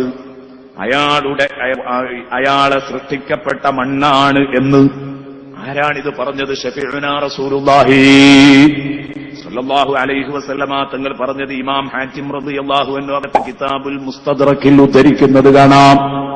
കിതാബുൽ മുസ്തദ്റക്കിൽ ഇത് ഉദ്ധരിച്ചത് കാണാം. എന്നിട്ട് ബഹുമാനപ്പെട്ടവർ പറയുന്നു, വലിഹാദൽ ഹദീസി ശവാഹിദു, ഈ ഹദീസിന് ധാരാളം തെളിവുകളുണ്ട്. ഈ ഹദീസിലെ ആശയം പറയുന്ന ഒരുപാട് തെളിവുകൾ പറയാനുണ്ട്. വഅക്സറുഹാ സ്വഹീഹാ, ആ തെളിവുകൾ ആയത്തിൽ നിന്നും ഹദീസിൽ നിന്ന് എവിടെ നിന്നെടുത്താലും അത് മുഴുവനും സ്വഹീഹായ ഹദീസുകളെ കൊണ്ട് തെളിയിക്കാൻ കഴിയും എന്ന് ബഹുമാനപ്പെട്ട ഇമാം ഹാക്കിം റളിയല്ലാഹു അൻഹു നമ്മെ പഠിപ്പിക്കുന്നു. ഇതുകൊണ്ടാണ് കേട്ടോ ലോക പണ്ഡിതന്മാർ, ഇസ്ലാമിക ലോകത്ത് പണ്ഡിതന്മാർക്ക് 2 അഭിപ്രായമില്ല. കേട്ടോളൂ, ഇസ്ലാമിക ലോകത്ത് പണ്ഡിതന്മാർക്ക് 2 അഭിപ്രായമില്ല. ഈ ഭൂമിയിൽ ഏറ്റവും ശറഫാക്കപ്പെട്ട മണ്ണേതാണ്, ഈ കാര്യത്തിൽ മുസ്ലിമീങ്ങൾക്ക് സംശയമില്ല. എവിടെയാണ് ഈ ഭൂമിയിൽ ഏറ്റവും ശറഫാക്കപ്പെട്ട മണ്ണേതാണ്? കഅബ സ്ഥിതി ചെയ്യുന്ന മണ്ണാണോ? മക്കക്കും മദീനക്കും മൊത്തത്തിൽ നോക്കുമ്പോൾ മക്കക്കാണ് ബഹുമതി കൂടുതൽ, അല്ലേ, ബഹുമാനം. പക്ഷേ ഒരു പ്രത്യേക പോയിന്റ് നോക്കുമ്പം ഭൂമിയില് ഏറ്റവും ശറഫാക്കപ്പെട്ട മണ്ണ് ഏതാണ് എന്ന് പറഞ്ഞാൽ കഅബ സ്ഥിതി ചെയ്യുന്ന മണ്ണിനേക്കാളേറെ ബഹുമാനമുള്ള മണ്ണേതാണ്? പണ്ഡിതന്മാർ ഇജ്മാഅ്, പണ്ഡിതന്മാർ പറയുന്നത് ഇജ്മാഅ് ഖദ് അജ്മഅൽ ഉലമാ, പണ്ഡിതന്മാര് ഏകോപിച്ച് പറഞ്ഞിരിക്കുന്നു. എന്ത്? അന്ന അഫ്ളൽ ബിഖാഇ ഫിൽ അർളി അൽ ഹുജ്റത്തു ശരീഫ, ഭൂമിയിൽ ഏറ്റവും വിശുദ്ധമായ മണ്ണ് ഹുജ്റത്തു ശരീഫയുടെ മണ്ണാണ്. ഹുജ്റത്തു ശരീഫയിലെ മണ്ണാണ്. എന്താ അതിന് കാരണം? ഇനി പറയേണ്ടതില്ലല്ലോ. ഹുജ്റത്തു ശരീഫയിലെ മണ്ണ് റസൂലുള്ളാഹി സ്വല്ലല്ലാഹു അലൈഹി വസല്ലമ തങ്ങളുടെ ഖബർ ശരീഫുള്ള റൂം ഹുജ്റത്തു ശരീഫ. ആ ഹുജ്റത്തു ശരീഫയിലെ മണ്ണാണ് ഭൂമിയിൽ ഏറ്റവും ശ്രേഷ്ഠമാക്കപ്പെട്ടത് എന്ന് പറയാൻ കാരണം ആ മണ്ണിൽ നിന്നാണ് അഷ്റഫുൽ ഖൽഖിന്റെ ശരീരം അടക്കപ്പെട്ടത്. അഷ്റഫുൽ ഖൽഖിന്റെ ശരീരം അടക്കപ്പെട്ട മണ്ണ്, ആ മണ്ണിനേക്കാൾ ഏറെ മണ്ണ്, ഏറെ നല്ല മണ്ണ് ഭൂമി ലോകത്തില്ല. പണ്ഡിതന്മാർ ഏകോപിച്ചു പറഞ്ഞു. ഹബീബ് മുഹമ്മദുനിൽ മുസ്തഫ തങ്ങളെ സൃഷ്ടിക്കാൻ അല്ലാഹു എടുത്ത മണ്ണാണ് ലോകത്തേറ്റവും പവിത്രമായ മണ്ണ്. ഇതിൽ മുസ്ലിമീങ്ങൾക്ക് സംശയമില്ല. ഇതുകൊണ്ടാണ് കേട്ടോ ബഹുമാനപ്പെട്ട മുഹമ്മദ് ഇബ്നു സിരീൻ റളിയല്ലാഹു അൻഹു താബിഈങ്ങളുടെ നേതാവാണ്. ആ താബിഈങ്ങളുടെ നേതാവായ മുഹമ്മദ് ഇബ്നു സിരീൻ റളിയല്ലാഹു അൻഹു പറയാണ്, ബഹുമാനപ്പെട്ട ഇബ്രാഹിം ഇബ്നു യസീദ് പറയുന്നു, സമിഅ്തു ഇബ്നു സിരീൻ യഖൂൽ, ഇബ്നു സിരീൻ പറയുന്നത് ഞാൻ കേട്ടിട്ടുണ്ട്. മുഹമ്മദ് ഇബ്നു സിരീൻ പറഞ്ഞു, എന്താ പറഞ്ഞത്? ലൗ ഹലഫ്തു ബില്ലാഹ്, ഞാൻ അല്ലാഹുവിനെ കൊണ്ട് സത്യം ചെയ്ത് പറയുകയാണെങ്കിൽ, വല്ലാഹി അല്ലാഹുവാണ് സത്യം എന്ന് പറഞ്ഞുകൊണ്ട് ഞാനങ്ങ് പ്രഖ്യാപിക്കുകയാണെങ്കിൽ, ഹലഫ്തു, ഞാൻ ചെയ്തിരിക്കുന്ന ആ സത്യം, സ്വാദിഖൻ, അത് സത്യസന്ധമായ സത്യമായിരിക്കും, ബാറൻ, എല്ലാ ഗുണനിലവാരവും തികഞ്ഞ സത്യമായിരിക്കും, ഗൈറ ശാഖിൻ, എനിക്ക് സംശയിക്കാതെ സത്യം ചെയ്യാൻ കഴിയും, ഒരു ഡൗട്ടിനും പഴുതില്ലാതെ, ഒരു ചെറിയ സംശയത്തിനു പോലും പഴുതില്ലാതെ ഞാൻ ഉറപ്പിച്ച് വല്ലാഹി പറയും.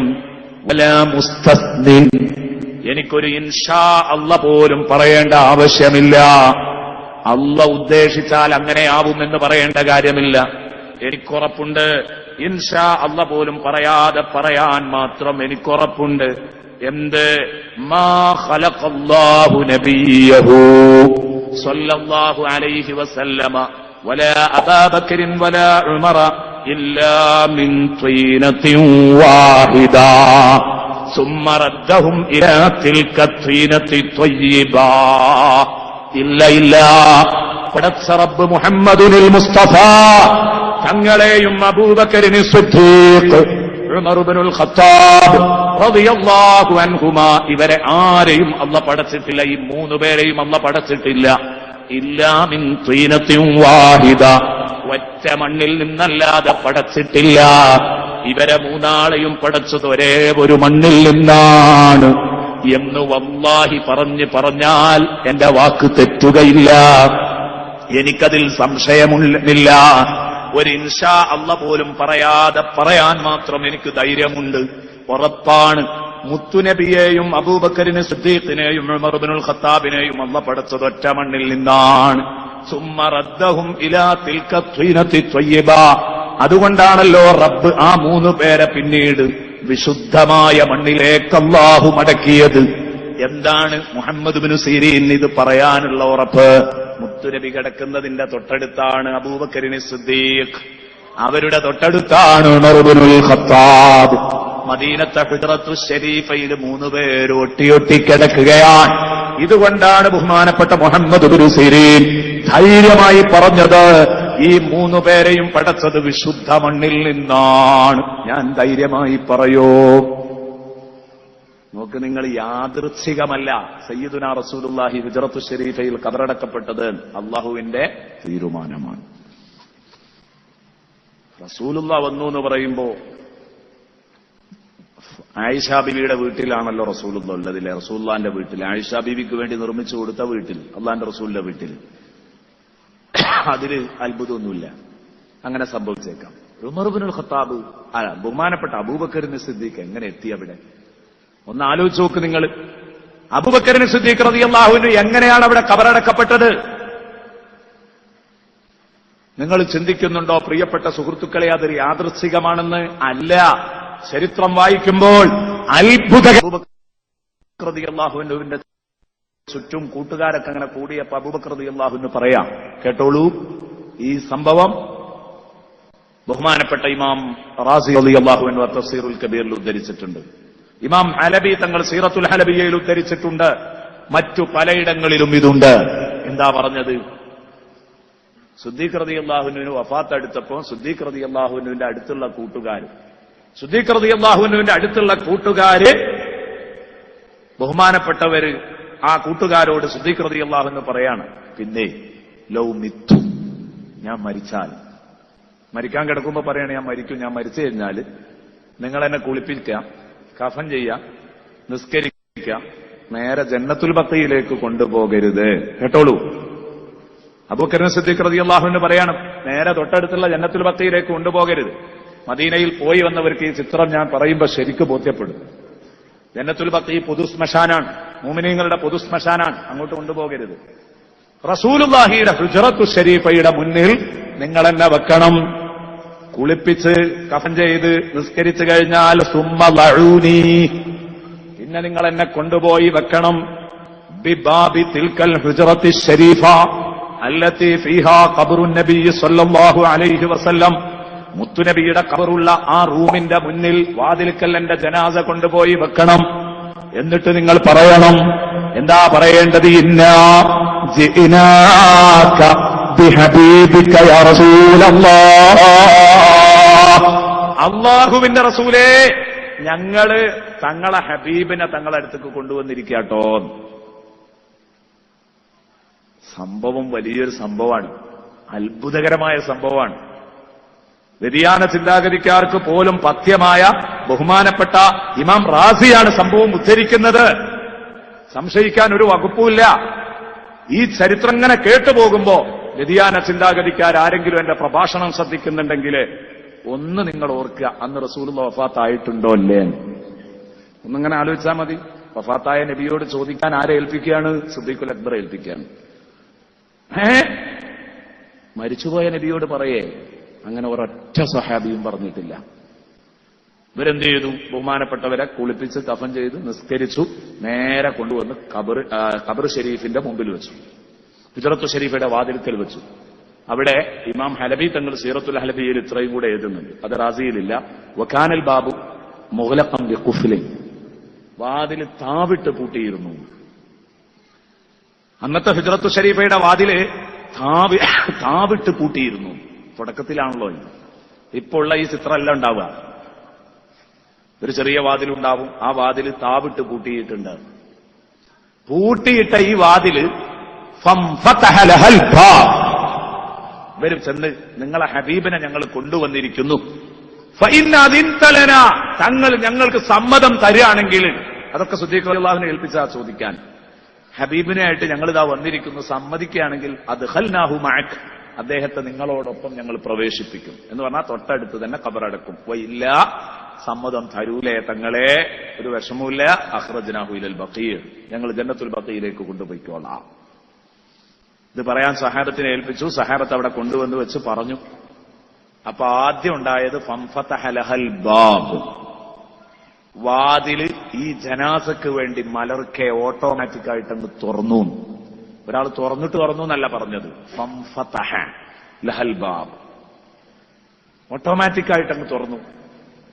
എന്നിട്ട് വസമിഉ ഹാതിഫൻ മിൻ ദാഖിലിൽ ബൈത്ത്, വീട്ടിനകത്തു നിന്നവരൊരു അശരീരി കേട്ടു.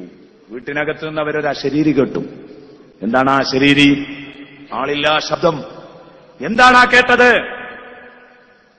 ഖബർ ഷരീഫിന്റെ ഉള്ളിൽ നിന്ന് കേൾക്കുകയാണ് ഇവര്. എന്താ കേട്ടത് എന്നറിയോ? അദ്ഖിലുൽ ഹബീബ ഇലൽ ഹബീബ് ഫഇന്നൽ ഹബീബ ഇലൽ ഹബീബി ലമുസ്താഖ്. എന്റെ കൂട്ടുകാരനെ കൊണ്ടുവന്ന് സമ്മതം തരാണെങ്കിൽ കടത്തി ഇങ്ങോട്ട് പ്രവേശിപ്പിക്കുമെന്നോ? ആ കൂട്ടുകാരനെ ഈ കൂട്ടുകാരനിലേക്ക് എത്രയും പെട്ടെന്ന് കടത്തിവിടൂ. അദ്ഖിലുൽ ഹബീബ ഇലൽ ഹബീബ്, വേഗം പ്രവേശിപ്പിച്ച് എന്റെ തൊട്ടടുത്ത് തന്നെ എന്റെ പ്രിയപ്പെട്ട ഹബീബിനെ വെക്കൂ. അദ്ഖിലുൽ ഹബീബ ഇലൽ ഹബീബ് ഫഇന്നൽ ഹബീബ ഇലൽ ഹബീബി ലമുസ്താഖ്. കാരണം ഈ പ്രിയപ്പെട്ടവൻ ആ പ്രിയപ്പെട്ടവനെ കാണാൻ ഏറെ നാളായി കൊതിച്ച് മോഹിച്ച് ആഗ്രഹിച്ച് കഴിയുകയാണ്. ശഫീഉനാ റസൂലുള്ളാഹി. ആരെങ്കിലും എഴുതിയതല്ല, ഇമാം റാസി റളിയല്ലാഹു അൻഹു. എവിടെയാ റാസി ഇമാം ഇത് എഴുതിയതെന്നറിയോ? ഇത് ഞാൻ പറയുന്നത്, ഇത് വിശ്വസിക്കാൻ പ്രയാസമുള്ളവരുണ്ടാകും. കാരണം നബിതങ്ങൾ വഫാത്തായതിന്റെ ശേഷമാണ് ഈ ശബ്ദം കേൾക്കുന്നത്. നബിതങ്ങൾ വഫാത്തായതിന്റെ ശേഷമാണ് ഈ അത്ഭുതങ്ങളൊക്കെ ലോകത്ത് സംഭവിക്കുന്നത്. ലാ ഇലാഹ ഇല്ലല്ലാഹയിൽ ഉറപ്പില്ലാത്തവരിങ്ങനെ കിടന്നാടും. അവർക്ക് വേണ്ടി മാത്രം പറയാൻ റാസി ഇമാം എവിടെയാ ഇത് പറഞ്ഞത് എന്നറിയോ? സൂറത്തുൽ കഹ്ഫില് എല്ലാ ആഴ്ചയും നമ്മൾ ഓതുന്നില്ലേ? അം ഹസിബത അന്നാ സുഹാബൽ കഹ്ഫി വറഖീമി കാനൂ മിൻ ആയാതിനാ അജബാ. ജൂതന്മാര് വന്ന് നബി സല്ലല്ലാഹു അലൈഹി വസല്ലം തങ്ങളെ ഞെട്ടിച്ചു. എന്തേ പറഞ്ഞത്? ഗുഹാവാസികളുടെ കഥയൊന്ന് പറഞ്ഞു തരുമോ മുഹമ്മദേ എന്ന് ചോദിച്ചിട്ട് റസൂലുള്ളാഹിയെ ഞെട്ടിച്ചപ്പോ നബി തങ്ങൾ 15 ദിവസം കഴിഞ്ഞിട്ട് തിരിച്ചു വരാൻ പറഞ്ഞ് അവർക്ക് ആ വിവരം കൊടുക്കുന്നതിന്റെ മുമ്പ് അള്ളാഹു പറയാണ്, അസ്ഹാബുൽ കഹ്ഫിന്റെ കഥ നമ്മൾ പറഞ്ഞു തരാം നബിയെ, പക്ഷെ അതിന്റെ മുമ്പ് നിങ്ങൾ അവരോട് പറയേണ്ട ഒരു കാര്യമുണ്ട്. അം ഹസിബ്ത അന്ന അസ്ഹാബൽ കഹ്ഫി വറഖീം കാനൂ മിൻ ആയാതിനാ അജബ. 300 നൂറ്റാണ്ടിലധികം കിടന്നുറങ്ങിയിട്ട് ഒരു സമൂഹത്തെ രണ്ടാമത് എഴുന്നേൽപ്പിച്ചു എന്നത് വലിയൊരു അത്ഭുതം തന്നെയാണ്, നിഷേധിക്കുന്നില്ല. പക്ഷേ അള്ളാഹുവിന്റെ മഹാത്ഭുതങ്ങളില് അസ്ഹാബുൽ കഹ്ഫിന്റെ കഥ മാത്രമാണ് അത്ഭുതമെന്ന് ഇവർക്ക് തോന്നിയെങ്കിൽ തെറ്റുപറ്റി തങ്ങളെ. അതുപോലെ ലോകത്ത് പല അത്ഭുതങ്ങളും സംഭവിച്ചിട്ടുണ്ട്. ആ അത്ഭുതങ്ങൾ എന്തൊക്കെയാ ലോകത്ത് സംഭവിച്ചത്? ഇമാം റാസി ഇങ്ങനെ എഴുതുമ്പോഴാ പറഞ്ഞത്, ബഹുമാനപ്പെട്ട റസൂലുള്ളാഹിയുടെ വിരൽസാലിൽ നിന്ന് നീർച്ചാലുകൾ പൊട്ടിയൊഴുകിയത് ലോകത്ത് നടന്ന അത്ഭുതമാണ്. അതുപോലെ തന്നെ മസ്മൂമത്തായ ശാത്ത്, വിഷം കലർത്തി റസൂലുള്ളാഹിക്ക് സൽക്കരിക്കപ്പെട്ട ആട്ടിന്റെ മാംസം മുത്തുനബിയോട് സംസാരിച്ചത് കാനൂ മിൻ ആയാതിനാ അജബ എന്ന് പറഞ്ഞ അത്ഭുതത്തിൽപ്പെട്ട ഒരു മഹാത്ഭുതമാണ്. ആ കൂട്ടത്തിൽ ഇമാം റാസി പറയുന്നു, വമിൻഹാ, ആ മഹാത്ഭുതങ്ങളിൽപ്പെട്ടതാണ് അബൂബക്കർ സിദ്ദീഖ് റളിയല്ലാഹു അൻഹുവിനെ ഖബറടക്കാൻ സമയത്ത് ഖബറു ശരീഫിൽ നിന്ന് അദ്ഖിലുൽ ഹബീബ ഇലൽ ഹബീബ് ഫഇന്നൽ ഹബീബ ഇലൽ ഹബീബി ലമുസ്താഖ് എന്ന് പ്രതികരണമുണ്ടായത് എന്ന് ബഹുമാനപ്പെട്ട ഇമാം റാസി റളിയല്ലാഹു അൻഹു എഴുതുന്നു. ഇപ്പൊ അടുത്തൊരു റാസിയുടെ പരിഭാഷ നാടുനീളെ വിതരണം ചെയ്തിരുന്നു, കല്ലട്ടിക്കലും വിതരണം ചെയ്തിട്ടുണ്ടാവും. ഒരു ടീം റാസിയുടെ പരിഭാഷ, ഞാൻ ആദ്യം ആ പരിഭാഷ എടുത്തിട്ട് ഈ വാക്ക് ഇവരെന്താ ചെയ്തത് എന്നാ നോക്കിയത്. അപ്പൊ നോക്കുമ്പോ അത് കട്ട് ചെയ്തിരിക്കുന്നു. റാസിയുടെ പരിഭാഷ ഈ ഭാഗം കട്ട് ചെയ്തിരിക്കുന്നു. കാരണം ഇത് മനുഷ്യൻ കണ്ടാ പ്രശ്നമാണ്, അല്ലെങ്കിൽ തന്നെ എന്തൊക്കെയോ ആയി കിടക്കുകയാണ്, ഇനിയും എന്തിനു പ്രശ്നം എന്ന് കരുതിയായിരിക്കും. ഞാൻ പറയുന്നു, അല്പെങ്കിലും ഈമാനിന്റെ അവശിഷ്ടം കൽബിലുണ്ടെങ്കിൽ നല്ല ഒരവസരമാണ്. സുന്നത്തിയമാഴത്ത് അതെന്നും അചഞ്ചലമാണ്. SYS ഉറക്കെ പ്രഖ്യാപിച്ചിറങ്ങിയിരിക്കുകയാണ്, തൗഹീദ് അചഞ്ചലമാണ്. കാരണം SYS പ്രഖ്യാപിച്ച, സുന്നത്തിയമാഴത്ത് പ്രഖ്യാപിച്ച തൗഹീദ് ഒരിക്കലും തിരുത്തേണ്ടി വന്നിട്ടില്ല. മറ്റത് തൗഹീദ് ഇങ്ങനെ തിരുത്തുകയും പൊളിയുകയും ചെയ്തുകൊണ്ടിരിക്കുക. എന്തോ ആവട്ടെ, നമുക്ക് നമ്മുടെ വിഷയത്തിലേക്ക് വരാം. ഞാൻ പറഞ്ഞു വന്നത് എന്തേ, അബൂബക്കർ സിദ്ദീഖ് റളിയല്ലാഹു അൻഹു ഖബർ ഷരീഫിൽ പോയി കിടന്നത്, ഖബർ ഷരീഫിൽ പോയി അള്ളാഹുവിന്റെ ഹബീബ് ബഹുമാനപ്പെട്ട സിദ്ദീഖുൽ അക്ബർ കിടന്നത് അത് യാദൃശ്ചികമല്ല, ഇത്രയും വലിയ അത്ഭുതങ്ങളുടെ പിറകിലാണ് അബൂബക്കർ റളിയല്ലാഹു അൻഹുവിന്റെ ഖബർ അവിടെ തീരുമാനമായത്. എന്താ ഇതിന് കാരണം? ഹബീബ് ഇങ്ങനെ പറയാനും ഇവരോട് ചോദിക്കാൻ പറഞ്ഞു, ഇവർ ചോദിക്കാനും ഇത്ര വലിയ അത്ഭുതം സംഭവിക്കാനും ഒക്കെ കാരണം മുസ്ലിം ലോകം തർക്കമില്ലാതെ എഴുതുകയും ചെയ്തു. അവർക്കത് എഴുതുന്നതിനൊരു പുതുമയുണ്ടായിട്ടില്ല. കാരണം ഇബ്രാഹിം നബി അലൈഹിസ്സലാം മുറിച്ചിട്ട മാംസം അങ്ങോട്ട് വന്നു എന്ന് വിശ്വസിക്കുന്ന മുസ്ലിമീങ്ങൾ, അത് ഖുർആനാണ്. അത് വിശ്വസിക്കുന്ന മുഅ്മിനീങ്ങൾക്ക് എന്താ അതൊക്കെ വിശ്വസിക്കാൻ? അവരുടെ ഈമാനിന് അതിനൊന്നും തടസ്സമല്ല. അത് നാളെ പരലോകത്ത് നടന്ന സംഗതിയല്ലല്ലോ, ദുന്യാവിൽ വെച്ച് നടന്നതാണല്ലോ. അറുത്ത് കഷ്ണിച്ച മാംസം സംസാരിച്ചു, അത് ജീവൻ തുടിച്ചു എന്നൊക്കെ പറയുന്നത്.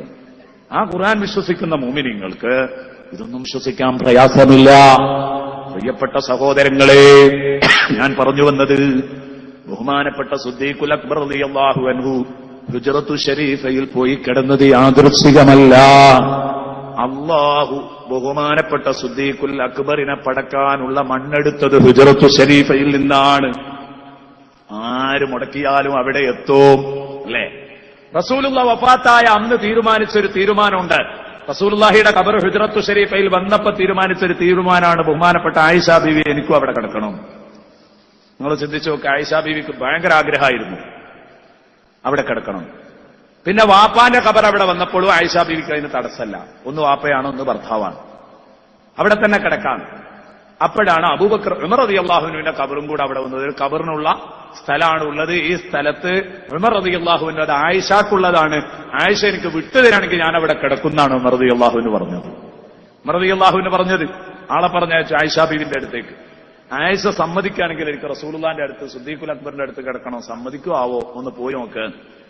വന്ന് ചോദിച്ചപ്പോ പറഞ്ഞു, അവിടെ കിടക്കാനുള്ള ആഗ്രഹം എനിക്ക് ധാരാളം ഉണ്ടായിരുന്നു, പക്ഷെ ഉമർ റളിയല്ലാഹു അൻഹു അത് ചോദിച്ചതുകൊണ്ട് എനിക്ക് നിവൃത്തിയില്ല, ഞാൻ ഉമറിന് കൊടുത്തു. അങ്ങനെയാണ് ഉമർ റളിയല്ലാഹു അൻഹു റസൂലുള്ളാഹിന്റെ അടുത്ത് തന്നെ ആയത്. എന്തേ കാരണം? ആയിഷ ബീവി എങ്ങനെ സമ്മതിച്ചു? നമ്മളത് ചിന്തിച്ചു നോക്ക്, ആയിഷ ബീവി എങ്ങനെ സമ്മതിച്ചു? ആലോചിക്കുമ്പോൾ നമുക്ക് ഒരുപാട് സംഗതികൾ അതിൽ നിന്ന് തിരിയും. എന്തേ? ഉമർ റളിയല്ലാഹു അൻഹുവിന്റെ മണ്ണെടുത്തത് ഹുജ്റത്തു ശരീഫ് എന്നാണെങ്കിൽ അവിടെ തന്നെ വരണ്ടേ ആ ഖബർ? അപ്പൊ അതിനുള്ള കാരണങ്ങൾ. എന്നിട്ട് ആയിഷ ബീവിന്റെത് അവിടെ വന്നോ? ഇല്ല. ആയിഷ ബീവി എത്ര ആഗ്രഹിച്ചിട്ടും കാര്യമില്ലല്ലോ. മണ്ണെടുത്തത് ജന്നത്തുൽ ബഖയിൽ നിന്നാണെങ്കിൽ ജന്നത്തുൽ ബഖയിൽ പോകും. ആയിഷ ബീവി ജന്നത്തുൽ ബഖീയിലെത്തും. ഖദീജ ബീവി മദീനത്തേക്ക് തന്നെ എത്തിയിട്ടില്ല, മക്കത്താണുള്ളത്. ജന്നത്തുൽ മുഅല്ലയിലാണ് ഖദീജ ബീവി റളിയല്ലാഹു അൻഹയുള്ളത്. ഇങ്ങനെ ഓരോരുത്തരും, മൈമൂന ബീവിയുള്ളത് മക്കത്താണ്. പ്രിയപ്പെട്ട സുഹൃത്തുക്കളെ, ബാക്കിയുള്ള ബീവിമാരൊക്കെയുള്ളത് മദീനത്താണ്.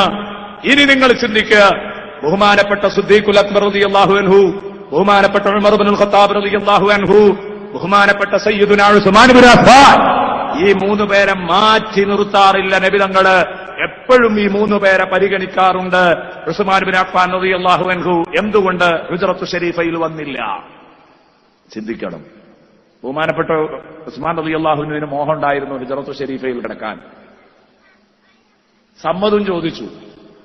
ആയിഷ ബീവി പറഞ്ഞു, അങ്ങനെ ആയിക്കോട്ടെ, അതിന്റെ തൊട്ടടുത്ത് ഉസ്മാൻ റളിയല്ലാഹു അൻഹുവിനെയും കൂടെ ഖബറടക്കാം. പക്ഷെ എന്ത് ചെയ്തു? അന്ന് ആഭ്യന്തര കലഹമുണ്ട്. ഈ ആഭ്യന്തര കലഹം വലിയൊരു വിഷയമാണ്. അതുണ്ടായിക്കഴിഞ്ഞാൽ ഉള്ളിൽ നിന്ന് തന്നെ പ്രശ്നങ്ങൾ ഉണ്ടാകുമ്പോൾ പ്രശ്നമാണ്. ഉസ്മാൻ റളിയല്ലാഹുവിന്റെ ഭരണകാലത്തോടുകൂടി ഇത് തുടങ്ങിയിട്ടുണ്ടല്ലോ, ആഭ്യന്തര കലഹം, ഉള്ളിൽ നിന്ന് പ്രശ്നം.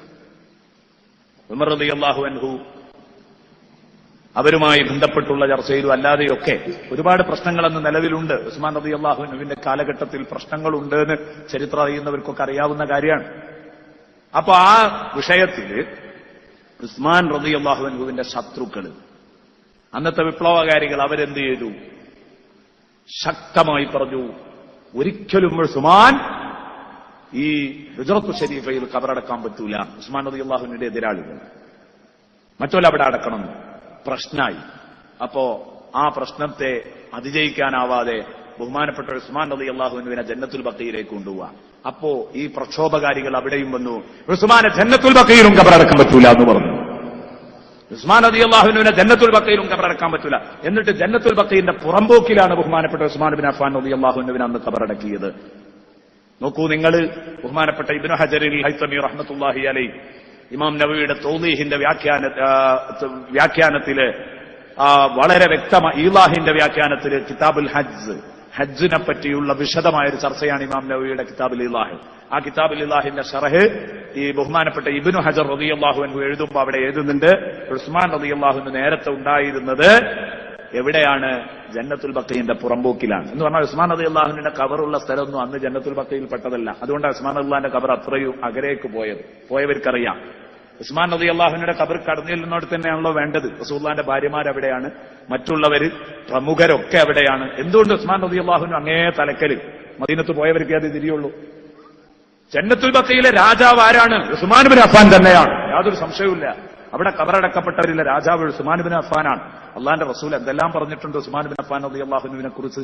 ആ ഉസ്മാൻ ഇബ്നു അഫ്ഫാൻ അങ്ങ് അകലെ അല്ലെ, അവിടെ കടന്നാൽ ഗേറ്റിന്റെ അടുത്താണ്, കാണാൻ പറ്റൂല, അത്രയും ദൂരത്താണ് കിടക്കുന്നത് ഉസ്മാൻ ഇബ്നു അഫ്ഫാൻ റളിയല്ലാഹു അൻഹു. ആ ഉസ്മാൻ ഇബ്നു അഫ്ഫാൻ റളിയല്ലാഹു അൻഹുവിനെ ഖബർ വെച്ച സ്ഥലം അന്ന് പുറമ്പോക്കാണ്. പിന്നീട് മുസ്ലിമീങ്ങള് ആകെ പ്രശ്നമാക്കി, മുസ്ലിമീങ്ങൾക്ക് വലിയ സങ്കടമായി. പിൽക്കാലത്ത് ഉസ്മാൻ റളിയല്ലാഹു അൻഹുവിന്റെ ഖബറും അതിനോടനുബന്ധിച്ച് കുറെ സ്ഥലവും ജന്നത്തുൽ ബഖീയിലേക്ക് കൂട്ടിച്ചേർക്കുകയായിരുന്നു. എല്ലാം നിയോഗമാണ്.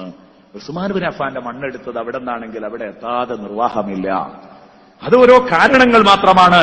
പ്രിയപ്പെട്ട സുഹൃത്തുക്കളെ, ഉസ്മാൻ റളിയല്ലാഹു അൻഹു പറഞ്ഞിട്ടുണ്ട്, എന്റെ ഖബർ ഇങ്ങനെ ആയിരിക്കും വരിക, എന്റെ ഖബർ കാരണം, ഒരു സാലിഹായ മനുഷ്യന്റെ ഖബർ കാരണം മുഅ്മിനീങ്ങൾ മുഴുവനും വേദനിക്കുകയും അവസാനം അതിന് പരിഹാരമുണ്ടാവുമെന്നും പറഞ്ഞു വെച്ചിട്ടുണ്ട്.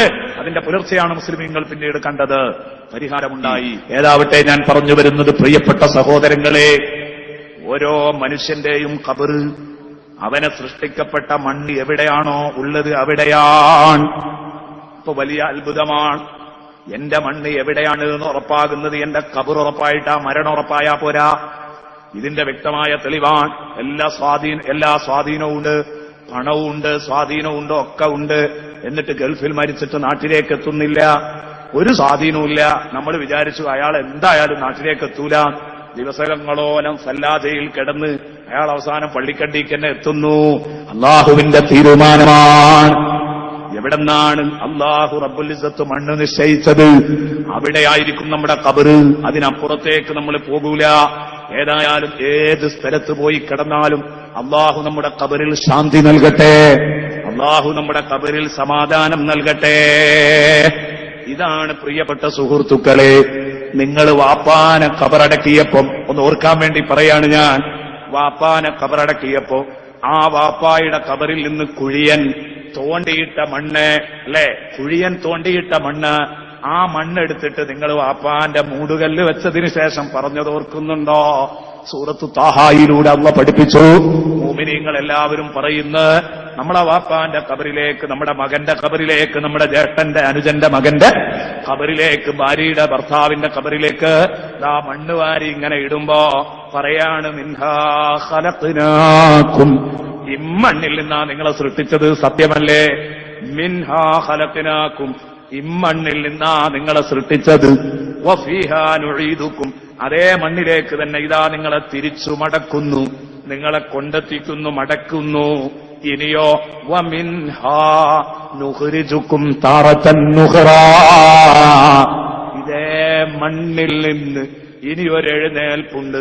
ഓരോരുത്തരും അവരുടെ അന്തിമമായി കിടക്കുന്ന ഖബർ എവിടെയാണോ, ഒന്നാമത്തെ ഖബർ എന്ന് പറഞ്ഞുകൂടാ, പലർക്കും 2ഉം 3ഉം ഖബറുകളൊക്കെ ഉണ്ടാകും. അന്തിമ ഖബറാണ് നമ്മുടെ ഈ ചർച്ച. കാരണം പല ഭാഗങ്ങളിലൂടെ മാറി മാറി പോയവരൊക്കെ ഉണ്ടാകും. അന്തിമ ഖബറിൽ നിന്നാണ് കേട്ടോ എഴുന്നേൽപ്പ്, അന്തിമ ഖബറിൽ നിന്നാണ് എഴുന്നേൽപ്പ്. ഒരിക്കൽ ഒരിടത്ത് ഖബറടക്കി, പിന്നെ മാറ്റി ഖബറടക്കിയത് കാണാം. എല്ലാം പടച്ചവന്റെ തീരുമാനമാണ്. അവസാനത്തെ ഖബറിൽ നിന്ന് അവരെഴുന്നേൽക്കുന്നു. വനുഫിഖ ഫിസ്സൂരി ഫൈദാഹും മിനൽ അജ്ദാതി ഇലാ റബ്ബിഹിം യൻസിലൂൻ. സൂറെന്ന കാഹളത്തിലൂതുമ്പോൾ ഫൈദാഹും, അവര് ജനങ്ങള് ആ സമയത്ത് മിനൽ അജ്ദാതി മിനൽ ഖുബൂരി മിനൽ അജ്ദാതി, അവരവരുടെ മണ്ണറകളിൽ നിന്ന്, ഖബറുകളിൽ നിന്ന് ഇലാ റബ്ബിഹിം യൻസിലൂൻ, അവരുടെ റബ്ബിനെ ലക്ഷ്യം വെച്ച് കുതിച്ചോടുമെന്ന് സൂറത്തു യാസീനിൽ അല്ലാഹു പറഞ്ഞില്ലേ? മറ്റു പലയിടത്തും പറഞ്ഞു എഴുന്നേറ്റോടും. സൂറത്തു യാസീൻ എല്ലാവർക്കും പരിചയമുള്ളതാണ്. വനുഫിഖ ഫിസ്സൂരി ഫൈദാഹും മിനൽ അജ്ദാതി ഇലാ റബ്ബിഹിം യൻസിലൂൻ. എഴുന്നേറ്റോടും. ഈ ഖബറിൽ നിന്നാണ് എഴുന്നേൽപ്പ്. അള്ളാഹുവിന്റെ ഹബീബ് സല്ലല്ലാഹു അലൈഹി വസല്ലം ഒരു ദിവസം മദീനത്തെ പള്ളിയിലേക്ക് ഇങ്ങനെ കയറി വരികയാണ്. ഹബീബുല്ലാഹി സല്ലല്ലാഹു അലൈഹി വസല്ലം നടുക്ക്, വലതുഭാഗത്ത് അബൂബക്കറിന് സിദ്ദീഖ്, ഇടതുഭാഗത്ത് ഉമർ ഇബ്നുൽ ഖത്താബ്. അബൂബക്കർ സിദ്ദീഖിന്റെ ഉമർ ഇബ്നുൽ ഖത്താബിന്റെയും കൈ പിടിച്ച് റസൂലുള്ളാഹി തങ്ങൾ ആ ഫോമിൽ ഇങ്ങനെ കടന്നു വരാൻ. നബി നടുക്ക്, സിദ്ദീഖ് വലത്ത്, ഉമർ ഇടത്ത്. ഇങ്ങനെ മദീനത്തെ പള്ളിയിലേക്ക് ഇങ്ങോട്ട് വരുമ്പോ സ്വഹാബത്ത് മുഴുവനും അങ്ങ് എഴുന്നേറ്റ് വന്നു. കാരണം 3 നേതാക്കളാ കടന്നു വരുന്നു. എഴുന്നേറ്റ് വന്നപ്പോ റസൂലുള്ളാഹി സ്വല്ലല്ലാഹു അലൈഹി വസല്ലം പറഞ്ഞൊരു വാക്കുണ്ട്, ഹാകദാ നുബ്അസു ഇൻഷാ അല്ലാഹു യൗമൽ ഖിയാമ. ഇൻഷാ അല്ലാഹ് നാളെ ഖിയാമത്ത് നാളിൽ ഞങ്ങൾ 3 ആള് ഇങ്ങനെ തന്നെ എഴുന്നേറ്റ് വരും. കാരണം 3 ആൾ ഒരുമിച്ചാ കിടക്കുന്നത്. എന്റെ പ്രിയപ്പെട്ട സുഹൃത്തുക്കളെ, ഞാൻ പറഞ്ഞത് ഇതാണ്, യാദൃച്ഛികമല്ല. ഹകദാ നുബ്അസു ഇൻഷാ അല്ലാഹു യൗമൽ ഖിയാമ. ഇത് ചെറിയ കാര്യമല്ല. പടച്ച റബ്ബേ, ഞങ്ങളുടെ ഈമാൻ വർദ്ധിപ്പിക്കണേ അല്ലാ. പടച്ചവനെ, ഞങ്ങളെ ഖബർ ജീവിതം നന്നാക്കി തരണം അല്ലാ. നല്ലവരുടെ ചാരത്താക്കി ഞങ്ങളുടെ ഖബർ നീ മാറ്റിത്തരണം അല്ലാ. പടച്ചവനെ, റാഹത്തോടെ സന്തോഷത്തോടെയുള്ള മരണം ഞങ്ങൾക്ക് നൽകണം റഹ്മാനെ. ചെറിയ കാര്യമാണോ മുഅ്മിനീങ്ങളെ ഇത്? നബി സല്ലല്ലാഹു അലൈഹി വസല്ലം പറഞ്ഞതാണ്, ഹകദാ നുബ്അസു ഇൻഷാ അല്ലാഹു യൗമൽ ഖിയാമ. ഇങ്ങനെ ഖബറിലേക്ക് നമ്മൾ എത്തുന്നു. ഖബറിലേക്ക് എത്തിയാൽ എന്താ നമ്മുടെ ഹാല്?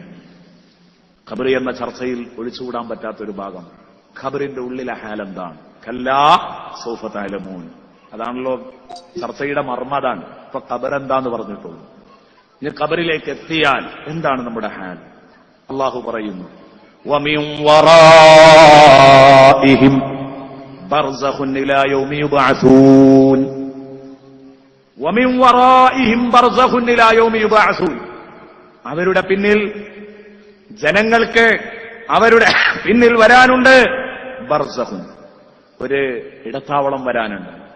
ഒരു ഇടത്താവള ജീവിതം, ബർസഖിയായ ജീവിതം, ഒരു ഇടത്താവളം ഓരോരുത്തർക്കും വരാനുണ്ട്. ഇലാ യൗമി യുബ്അസൂൻ, പുനരെഴുന്നേൽപ്പ് നാളുവരെ. മരണത്തിന്റെ ശേഷം പുനരെഴുന്നേൽപ്പ് നാളുവരെ ഒരു ഇടത്താവളമുണ്ട്. അതാണ് ഏത്? ഖബർ. സൂറത്തുൽ മുഅ്മിനൂനയിൽ അല്ലാഹു റബ്ബുൽ ഇസ്സത്ത് പറയും. അങ്ങനെ ഒരു ബർസഖിയായ ജീവിതം അവർക്കുണ്ട്. ഈ ബർസഖിയായ ജീവിതം എന്ന് പറയുന്നത് സയ്യിദുനാ റസൂലുള്ളാഹി പറഞ്ഞു, അൽ ഖബ്റു അവ്വലു മൻസിലിൻ മിൻ മനാസിലിൽ ആഖിറ. ഖബർ എന്ന് പറഞ്ഞാൽ ആഖിറത്തിലെ പ്രഥമ വീടാണ്, പരലോകത്തെ പ്രഥമ വീട്. ഇതാണ് ഖബർ. പ്രലോകത്ത് പ്രഥമ വീടാണ് ഖബർ. ഫഇൻ നജാ മിൻഹു, ഈ ഖബറിൽ ഒരാൾ രക്ഷപ്പെട്ടാൽ ഫമാ ബഅദഹു ഐസറു മിൻഹു, ഖബറിൽ ഒരാൾ സലാമത്തായാൽ അതിന്റെ ശേഷമുള്ളത് അതിലേറെ സിമ്പിളാണ്. ഫമാ ബഅദഹു ഐസറു മിൻഹു, അതിലേറെ എളുപ്പമാണ്. വഇല്ലം യൻസു മിൻഹു, ഖബറിൽ ഒരാൾക്ക് നജാത്ത് കിട്ടിയില്ല, സലാമത്ത് കിട്ടിയില്ല, രക്ഷ കിട്ടിയില്ല, ഫമാ ബഅദഹു അശദ്ദു മിൻഹു, ഖബറിൽ കഷ്ടപ്പാടാണെങ്കിൽ ശേഷമുള്ളത് മഹാകഷ്ടപ്പാടാണ്. ഫമാ ബഅദഹു അശദ്ദു മിൻഹു. സയ്യിദുനാ റസൂലുള്ളാഹി നബി തങ്ങൾ പറയുകയാണ്, ഖബർ ജീവിതം ദുരിതമായിരുന്നോ? സംശയിക്കേണ്ട. ഫമാ ബഅദഹു അശദ്ദു മിൻഹു, അതിന്റെ ശേഷമുള്ളത് പൂർണ്ണ ദുരിതമാണ്, അതിലേറെ വലിയ ദുരിതമാണ്. സയ്യിദുനാ റസൂലുള്ളാഹി സ്വല്ലല്ലാഹു അലൈഹി വസല്ലമ തങ്ങൾ പറയുന്നു. ഇതുകൊണ്ടാണ് ബഹുമാനപ്പെട്ട ഉസ്മാൻ ഇബ്നു അഫ്ഫാൻ, എപ്പോഴും നിങ്ങൾ കേൾക്കാറുള്ളതാണ്, ഉസ്മാൻ ഇബ്നു അഫ്ഫാൻ റളിയല്ലാഹു അൻഹു ഖബർ കണ്ടാൽ പൊട്ടി പൊട്ടി കരയുമായിരുന്നു. അപ്പോൾ ഉസ്മാൻ റളിയല്ലാഹു അൻഹുവിനോട് ചോദിച്ചു, ഉസ്മാൻ, നരകത്തെക്കുറിച്ച് പറയുമ്പോൾ, സ്വർഗത്തെക്കുറിച്ച് കേൾക്കുമ്പോൾ അവിടെയൊന്നും കരയാത്ത നിങ്ങൾ എന്താ ഈ ഖബർ കാണുമ്പോഴേക്ക് പെട്ടെന്ന് പൊട്ടിക്കരയുന്നത്? ഉസ്മാൻ റളിയല്ലാഹു അൻഹു അതിന് പറഞ്ഞ മറുപടി അതാണ്. എന്താ പറഞ്ഞത്? ഇന്നൽ ഖബറ അവ്വലു മൻസിലിൻ മിൻ മനാസിലിൽ ആഖിറ ഫഇൻ നജാ മിൻഹു ഫമാ ബഅദഹു ഐസറു മിൻ വഇൻ ലം യൻസു മിൻഹു ഫമാ ബഅദഹു ശർറു മിൻ എന്ന് സയ്യിദുനാ റസൂലുള്ളാഹി സ്വല്ലല്ലാഹു അലൈഹി വസല്ലം പറയുന്നത് ഞാൻ കേട്ടിട്ടുണ്ട്. ഇമാം ബൈഹഖി റളിയല്ലാഹു അൻഹു റിപ്പോർട്ട് ചെയ്യുന്നു. എന്നിട്ട് ബഹുമാനപ്പെട്ട ഉമർ റളിയല്ലാഹു അൻഹുവിന്, ഉസ്മാൻ റളിയല്ലാഹു അൻഹുവിന് ഒരു പതിവുണ്ടായിരുന്നു.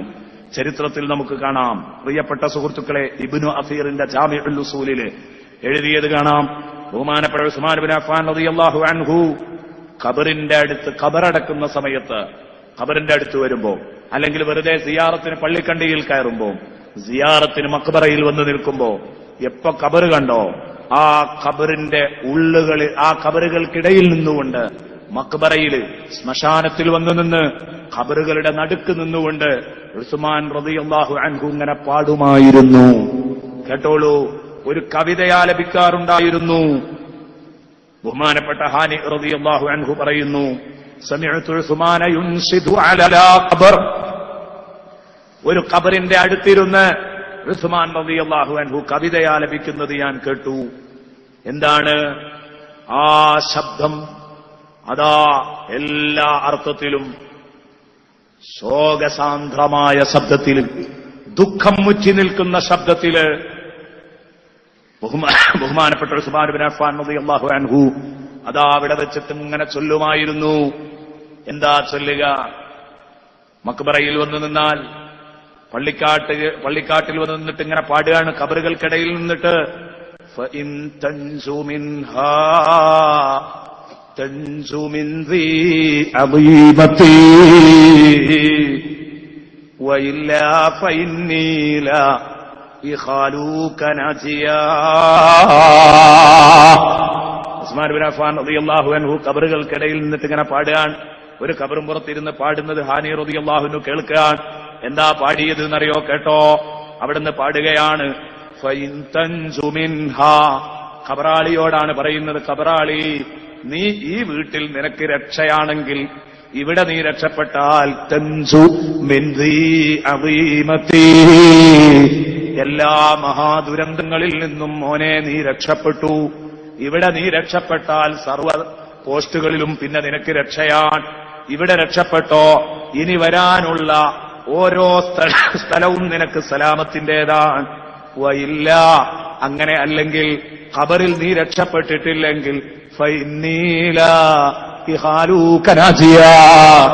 നിന്നെപ്പറ്റി നീ രക്ഷപ്പെടുമെന്ന് എനിക്ക് അഭിപ്രായമില്ല. ഖബറിൽ രക്ഷപ്പെട്ടാൽ ബാക്കിയുള്ളതൊക്കെ നിനക്ക് സലാമത്താണ്. ഇവിടെ നിനക്ക് രക്ഷയില്ലേ, നീ പിന്നെ ഉള്ള സമയത്ത് രക്ഷപ്പെടുള്ള കാലത്ത് നീ രക്ഷപ്പെടുമെന്ന് എനിക്ക് തോന്നുന്നില്ല. നിന്റെ ജീവിതം ദുരിതം തന്നെ. ബഹുമാനപ്പെട്ട ഉസ്മാൻ ഇബ്നു അഫ്ഫാൻ റളിയല്ലാഹു അൻഹു പാടാറുണ്ടായിരുന്നു. ഖബർ ശിക്ഷ എന്ന് പറയുന്നത് ഒരു പരമസത്യമാണ്. ഖബർ ശിക്ഷ എന്ന് പറഞ്ഞിട്ടൊരു സംഗതി ഉണ്ടോ? ഉണ്ട്.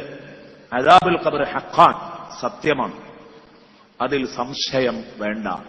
മുഹമ്മദുൽ മുസ്തഫ സല്ലല്ലാഹു അലൈഹി വസല്ലമ തങ്ങളെ അത് പറഞ്ഞിട്ടുണ്ട്. നബി സല്ലല്ലാഹു അലൈഹി വസല്ലം ഖബറിൽ ശിക്ഷ ഉണ്ട് എന്ന് പറഞ്ഞിട്ടുണ്ട്. അത്തഹിയാത്ത് ഓതുമ്പോൾ നമ്മളോട് അഭയം തേടാൻ വേണ്ടി റസൂലുള്ള പഠിപ്പിച്ചിട്ടുണ്ട്. വമിൻ അദാബിൽ ഖബർ വമിൻ ഫിത്നതിഹി വമിൻ അദാബിൻ നാർ. ഖബറിന്റെ അദാബിനെ തൊട്ട്, ഖബറിന്റെ പരീക്ഷണത്തെ തൊട്ട്, നരകശിക്ഷയെ തൊട്ട് നിന്നോട് അഭയം തേടുന്നു പടച്ചോനെ എന്ന് പറയാൻ അത്തഹിയാത്തിൽ പഠിപ്പിച്ചിട്ടുണ്ട്. അത്തഹിയാത്തിന്റെ അവസാനം നമ്മൾ ചൊല്ലുന്നുണ്ട്. അപ്പൊ മുഅ്മിനീങ്ങൾക്ക് ഉറപ്പാണ് ഖബറിൽ അദാബ് ഉണ്ടാകും. ഖബറിൽ അദാബുണ്ട്, നമ്മൾ കാണുന്നില്ല. ഒരാൾ ഖബർ മാന്തി, അതുകൊണ്ട് ആ ആൾക്ക് അദാബ് ഇല്ല എന്ന് പറയാൻ പറ്റുമോ? ആ ഖബറാളി ദുഃഖവും സുഖവും അനുഭവിക്കുന്നില്ല എന്ന് പറയാൻ പറ്റുമോ? ദുഃഖവും സന്തോഷവും ഇല്ല. ഉറങ്ങിക്കിടക്കുന്നയാള്, നമ്മുടെ തൊട്ടടുത്ത് ഉറങ്ങിക്കിടക്കുന്നയാള് ചിലപ്പോ ചിരിക്കും, ചിലപ്പോ കരയും, നിലവിളിച്ച് കരയും, ചിലപ്പോ എഴുന്നേറ്റ് ഓടും. ഇതൊക്കെ നമ്മൾ സാധാരണ കാണാറില്ലേ? ഉറങ്ങിക്കിടക്കുന്നവന് സന്തോഷമുണ്ട്, ദുഃഖമുണ്ട്, ചിരിയുണ്ട്, കരച്ചിലുണ്ട്. കാണുന്ന ഞമ്മക്കോ ഒരു ചുക്കുമില്ല, അല്ലേ? നമ്മൾ എന്തിനാവനീ ഓടുന്നത്?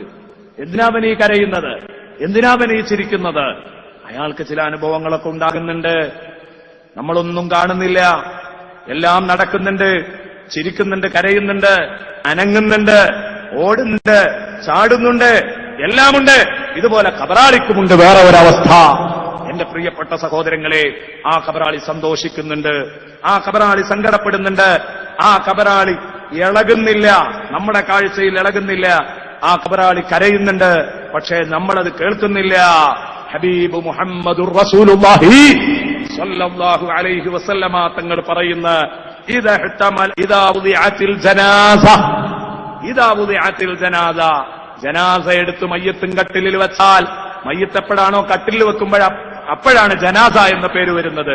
ഇദാ വുദിഅത്തിൽ ജനാസത്തു, മയ്യത്തെടുത്ത് കട്ടിലിലേക്ക് വെച്ചാൽ ഫഹ്തമലഹർ റിജാലു അലാ അനാഖിഹിം, അവന്റെ നാട്ടുകാരും കൂട്ടുകാരുമൊക്കെ ആ ജനാസ അവരുടെ കഴുത്തില്, അവരുടെ തോളിൽ വേറി നടക്കാൻ തുടങ്ങുമ്പോൾ ഫഇൻ കാനതു സാലിഹതൻ, ആ മയ്യത്ത് നല്ല മയ്യത്താണെങ്കിൽ ഖാലത്, ആ മയ്യത്ത് നിലവിളിച്ചുകൊണ്ട് പറയും ഖദ്ദിമൂനി ഖദ്ദിമൂനി, എന്നെ വേഗം കൊണ്ടുപോ, എന്നെ വേഗം ലക്ഷ്യസ്ഥാനത്തേക്ക് എത്തിക്കൂ.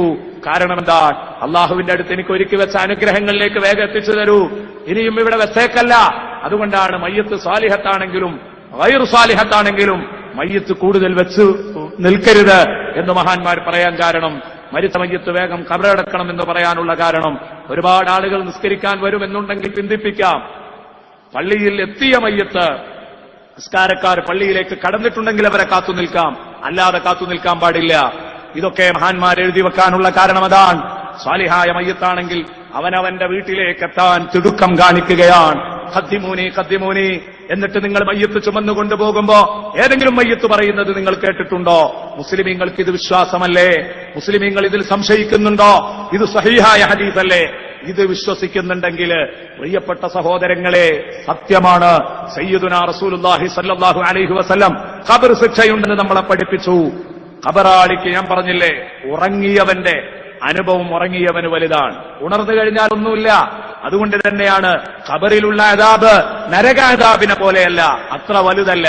പക്ഷേ ഖബറിൽ കിടക്കുന്ന കാലത്ത് അത് ഭയങ്കരമാണ്. ഉണരോളും ഉറക്കത്തിൽ കാണുന്ന ആ അദാബും വിഷമവും തന്നെ നമുക്ക് താങ്ങാനാവാത്തതാണ്. ഒന്നുണർന്നു കിട്ടിയെങ്കിൽ എന്ന് നമ്മൾ ആഗ്രഹിച്ചു പോകും. പ്രിയപ്പെട്ട സുഹൃത്തുക്കളെ, നിങ്ങൾ ചിന്തിക്കണം. ഉറക്കത്തിൽ ഒരു സിംഹം നമ്മുടെ പിന്നാലെ കൂടുകയാണ്, ഒരു പുലി നമ്മെ കടിച്ചു കീറാൻ വേണ്ടി പിന്നാലെ കൂടുകയാണ്. ആ സമയത്ത് തൊട്ടില്ല എന്ന നിലയ്ക്ക് നമ്മുടെ കൂടെ ഓടുമ്പോൾ നമ്മൾ അനുഭവിച്ചുകൊണ്ടിരിക്കുന്ന വേദന എത്രയായിരിക്കും? ഒന്നാലോചിച്ചു നോക്ക്. ഉണർന്നാ കഴിഞ്ഞു എങ്കിൽ ഖബറിൽ കിടക്കുന്ന കാലത്ത് ഖബറിലെ അദാബ് വല്ലാത്ത അദാബാണ്. അത് ശരീരമല്ല സത്യത്തിൽ അനുഭവിക്കുന്നത്, ആത്മാവാണ് അനുഭവിക്കുന്നത്. വേദനയും ദുഃഖവും സന്തോഷവും ഒക്കെ അറിയുന്നുണ്ട്. എന്നിട്ടോ പ്രിയപ്പെട്ട സഹോദരങ്ങളെ, അത് കഴിഞ്ഞാൽ കേട്ടോളൂ, എഴുന്നേറ്റ് കഴിഞ്ഞാൽ അവന് ഖബറിൽ കണ്ടതൊന്നുമല്ല, ഇനി മുന്നിൽ കാണുന്നത് ഭീകരമാണ്. ഇൻഷാ അല്ലാഹ് നാളത്തെ ചർച്ച അങ്ങോട്ട് പോകുന്നുണ്ട്. അതുകൊണ്ടാണ് വനുഫിഖ ഫിസ്സൂരി ഫൈദാഹും മിനൽ അജ്ദാസി ഇലാ റബ്ബിഹിം യൻസിലൂൻ. ഖബറിൽ നിന്ന് എഴുന്നേറ്റ ഉടനെ അതാ ഇവര് പറയുന്ന വാക്കെന്താണെന്നറിയോ നിങ്ങള്? ഖബറിൽ നിന്ന് എഴുന്നേറ്റ ഉടനെ പറയുന്ന ഒരു വാക്കുണ്ട്, യാ വൈലന ഖാലൂ യാ വൈലന മൻ ബഅസനാ മിൻ മർഖദിനാ. ഞങ്ങൾ സുഖമായി കിടന്നുറങ്ങുന്ന ഞങ്ങളുടെ ഉറക്കറയിൽ നിന്ന് ആരാണ് ഞങ്ങളെ എഴുന്നേൽപ്പിച്ചത്? ആരാണ് ഞങ്ങളെ തട്ടിയുണർത്തിയത്? ഞങ്ങൾ സുഖമായി ഉറങ്ങുകയായിരുന്നില്ലേ? ഇത്ര നല്ല ഉറക്കറയായിരുന്നോ ഖബറ്? അല്ല. ആ ഖബറിൽ അവൻ ഒരുപാട് അനുഭവിച്ചിട്ടുണ്ട്. പക്ഷേ ഇപ്പോൾ അവന് തോന്നുന്നത് മുന്നിൽ കാണുന്ന അദാബുകൾ കണ്ടപ്പോൾ ഒരു സ്വപ്നത്തിൽ അനുഭവിച്ച അദാബുകളെ പോലെയാണ് ഖബറിലെ ശിക്ഷ അവന് തോന്നുന്നത്. അതുകൊണ്ടാണ് മിൻ മർഖദിന, ഞങ്ങളുടെ ഉറക്കറയിൽ നിന്ന് ഞങ്ങളെ എഴുന്നേൽപ്പിച്ചത് ആരാണ് എന്ന് ചോദിക്കാനുള്ള കാരണം. പ്രിയപ്പെട്ട സുഹൃത്തുക്കളെ, ഇത് ചെറിയ കേസല്ല. അത് നമുക്ക് നാളെ പറയാം. ഖബറിൽ അദാബുണ്ട്. സയ്യിദുനാ റസൂലുള്ളാഹി പറഞ്ഞു, ആ മയ്യത്ത് സ്വാലിഹത്തല്ലെങ്കിൽ, നല്ല മയ്യത്തല്ലെങ്കിൽ, ആ മയ്യത്ത് പറയുന്നത് എന്താ? യാ വൈലഹാ, എന്റെ നാശമേ, എന്റെ സങ്കടമേ, അയിന തദ്ഹബൂന ബിഹാ, നിങ്ങൾ എങ്ങോട്ടാണ് ഈ വൃത്തികെട്ടവനെ താങ്ങിപ്പോകുന്നത്? എങ്ങോട്ടാ നിങ്ങൾ എന്നെ കൊണ്ടുപോകുന്നത്? ആ ദുഃഖം നിറഞ്ഞ വീട്ടിലേക്കാണോ നിങ്ങൾ എന്നെ കൊണ്ടുപോകുന്നത്? അയിന തദ്ഹബൂന ബിഹാ. പ്രവർത്തകർ ബക്കറ്റുമായിട്ട് വരുന്നുണ്ട്. ഞാൻ ഈ സംസാരത്തിന്റെ ഇടയിൽ ഇത് പറയണ്ടെന്ന് കരുതിയിട്ടാണ്. നിങ്ങളെല്ലാവരും ഉത്ബുദ്ധരാണ്. എനിക്ക് തോന്നുന്നില്ല അങ്ങനെ പറഞ്ഞെങ്കിലേ നിങ്ങളൊക്കെ സംഭാവന കൊടുക്കുള്ളൂ എന്ന് തോന്നുന്നില്ല. ഇത്രയും വലിയ സൗകര്യം ഇവിടെ ഒരുക്കിയത് കാണുമ്പോൾ നിങ്ങൾക്കറിയും ഈ പ്രവർത്തകർ അവരെ ക്ഷീണിപ്പിക്കരുത് എന്ന് നിങ്ങൾക്കറിയാവുന്നതുകൊണ്ട് നിങ്ങൾ നന്നായി സഹകരിക്കണമെന്ന് പ്രത്യേകിച്ച് ഉണർത്തുന്നു. നമ്മുടെ വയലിന് അതൊരു തടസ്സാവരുത്. വിഷയത്തിലേക്ക് തന്നെ വരാം. കാരണം ഞാൻ ഖബറിനെ കുറിച്ചൊരു വ്യക്തമായ ചർച്ച അവതരിപ്പിക്കണമെന്ന് കരുതി വന്നതാണ്. വളരെ കുറഞ്ഞ ഭാഗേ പറഞ്ഞിട്ടുള്ളൂ. ഇനി എത്രയോ പറയാൻ കിടക്കുന്നുണ്ട്. പക്ഷെ സമയമായാൽ നിർത്തും ഇൻഷാ അല്ലാഹ്. അത് ഞാൻ നേരത്തെ ഏറ്റ വാക്കാണ്. അവിടെ എത്തിക്കഴിഞ്ഞാൽ നിർത്തും. ബാക്കി ഇൻഷാ അല്ലാഹ് നാളെ പറ്റിയെങ്കിൽ പറയും, അല്ലെങ്കിൽ അടുത്ത വിഷയത്തിലേക്ക് കയറി സംസാരിക്കും. ഖബറിൽ അദാബുണ്ട്. റസൂലുള്ളാഹി സ്വല്ലല്ലാഹു അലൈഹി വസല്ലം പറഞ്ഞു, മയ്യത്ത് ഇങ്ങോട്ട് എടുക്കുമ്പോഴേക്കന്നെ മയ്യത്ത് വരാനിരിക്കുന്ന അവസ്ഥകളൊക്കെ അറിഞ്ഞു. കണ്ണ് ചിമ്മിയാൽ കണ്ണ് തുറക്കാണ്. നമ്മൾ പറയും അയാൾ കണ്ണേമ്പി, സത്യത്തിൽ കണ്ണ് തുറക്കാണ്. സുഫിയാൻ സൗരി റളിയല്ലാഹു അൻഹു പറഞ്ഞു, മരിക്കുന്നതോടുകൂടെ മനുഷ്യൻ ഉണരുകയാണ്. നമ്മൾ ഉറങ്ങി എന്ന് പറഞ്ഞാലും കണ്ണടച്ചു എന്ന് പറഞ്ഞാലും സത്യത്തിൽ മനുഷ്യൻ ഉണരുകയാണ്. അതുവരെ നമുക്ക് പരിധികളുണ്ട്, കാണാനും അനുഭവിക്കാനും. പിന്നെ പരിധികളില്ല, സ്വതന്ത്രമാണ് ആത്മാവ്. പിന്നെ കൂടുതൽ കാണാനും അനുഭവിക്കാനും തുടങ്ങും. അള്ളാഹു അന്നത്തെ ജീവിതം നമുക്ക് എളുപ്പമാക്കി തരട്ടെ. അപ്പൊ ചീത്ത മയ്യത്താണെങ്കിൽ ചോദിക്കും, എങ്ങോട്ടാ ഈ കെട്ടവനെ പേറി നിങ്ങൾ പോകുന്നത്? നിങ്ങൾ എങ്ങോട്ടാ എന്നെ കൊണ്ടുപോകുന്നത്? ആ കുഴിയിലേക്ക് കൊണ്ടുപോകല്ല, കുറച്ചും കൂടെ അവിടെ വെച്ചേക്ക് എന്ന് പറയും. എന്നിട്ട് നബി പറയാണ്, യസ്മഉ സൗതഹാ കുല്ലു ശൈ, മയ്യത്തിന്റെ ഈ നിലവിളി എല്ലാ ലോകത്തുള്ള എല്ലാ വസ്തുക്കളും കേൾക്കും. ഇല്ലൽ ഇൻസാൻ, മനുഷ്യനൊഴികെ മറ്റുള്ളവരൊക്കെ കേൾക്കും. വലൗ സമിഅഹാ ഇൻസാൻ ലസഇഖ. റവാഹു നസാഇ, ഇമാം നസാഇ റളിയല്ലാഹു അൻഹു റിപ്പോർട്ട് ചെയ്ത ഹദീസ്. എന്നാ പറഞ്ഞത്? മനുഷ്യൻ അത് കേട്ടാൽ അപ്പൊ തന്നെ അവന്റെ ബോധം കെട്ട് വീണ് മരിക്കും. ശരിയല്ലേ? അപ്പൊ അതുകൊണ്ടാണ് മനുഷ്യനിത് കേൾക്കാത്തത്. അതുകൊണ്ടായിരിക്കും ഈ മയ്യത്ത് കൊണ്ടുപോകുന്ന സമയത്ത് നിങ്ങൾ കണ്ടിട്ടില്ല, മൃഗങ്ങളൊക്കെ ഇങ്ങനെ അമ്പരന്ന് നിൽക്കുന്നത് കാണാം. അവരെന്തൊക്കെയോ കേൾക്കുന്നുണ്ടാകും, മറ്റുള്ളവരൊക്കെ കേൾക്കുന്നുണ്ട്. മനുഷ്യൻ കേട്ടാൽ അവൻ അപ്പൊ ബോധരഹിതനായി മരിച്ചു വീഴും. ഉറപ്പല്ലേ? മയ്യത്തും കട്ടിലിങ്ങനെ എടുത്തു പോകുമ്പോഴേ മയ്യത്തിങ്ങനെ പറഞ്ഞു നോക്കണം, കദ്ദിമൂനി കദ്ദിമൂനി എന്നൊക്കെ ഉള്ളിൽ ഇങ്ങനെ പറയണത് കേട്ടു നോക്കണം. എന്തായിരിക്കും അതിന്റെ അവസ്ഥ അല്ലേ? ഈ ഏറ്റുന്ന 6 ആളെയും കൂടെ അപ്പൊ തന്നെ ഏറ്റേണ്ടി വരും, കുളിപ്പിക്കേണ്ടി വരും. ഉറപ്പാണ്. സയ്യിദുനാ റസൂലുള്ളാഹി സ്വല്ലല്ലാഹു അലൈഹി വസല്ലം ഖബറിന്റെ വഷളത്തരം അതെല്ലാറ്റിനേക്കാളും വലുതാണ്. റസൂലുള്ളാഹി പറഞ്ഞു, മാ റഅയ്തു മൻദറൻ ഖത്തു ഇല്ലാ വൽ ഖബ്റു അഫ്ളഉ മിൻഹു. നബി തങ്ങൾ പറഞ്ഞു, ഖബറിനേക്കാൾ വഷളായ ഒരു ലോകം എനിക്ക് അറിഞ്ഞുകൂടാം. സയ്യിദുനാ റസൂലുള്ളാഹി. ഖബർ ഭയങ്കര ദുരിതപൂർണമാണ്. സയ്യിദുനാ റസൂലുള്ളാഹി സ്വല്ലല്ലാഹു അലൈഹി വസല്ലം ഖബറിന്റെ അഹ്വാലുകൾ, ഭയാനകതകൾ അതിലേക്ക് അങ്ങ് കടന്നു വന്നാൽ, പ്രിയപ്പെട്ട സുഹൃത്തുക്കളെ, ഖബറിൽ ആദ്യമായി നടക്കുന്ന പണി എന്താണെന്നറിയോ നിങ്ങള്? ഖബറിൽ ആദ്യമായി നടക്കുന്ന സംഗതി എന്താ? ഖബർക്കാട് വെച്ചാൽ ആദ്യം ഖബറിനുണ്ട് ഒരു ഇടുക്കം. ഇത് സഹിയായ ഹദീസിലുള്ളതാ. ലഗ്തത്തുൽ ഖബർ. ഖബറിൽക്ക് വെച്ചാൽ ആദ്യം അവന്റെ ശരീരം നശിക്കും, മണ്ണായി പോകും. മഹാന്മാരല്ലെങ്കിലും ചിലപ്പോ പാടത്തിന് അല്ലാഹു വെക്കും. ആരെപ്പോലെ? ഫറോവയെ പോലെ വെക്കും. അപ്പൊ ചിലപ്പോ മണ്ണാവും, ചിലപ്പോ മണ്ണാവില്ല. മണ്ണായാലും മണ്ണായില്ലെങ്കിലും അവൻ ശിക്ഷയും രക്ഷയും ഒക്കെ അറിയും ഖബറിൽ വെച്ച്. ഇതാണ് ഏത്? ഇടത്താവള ജീവിതം.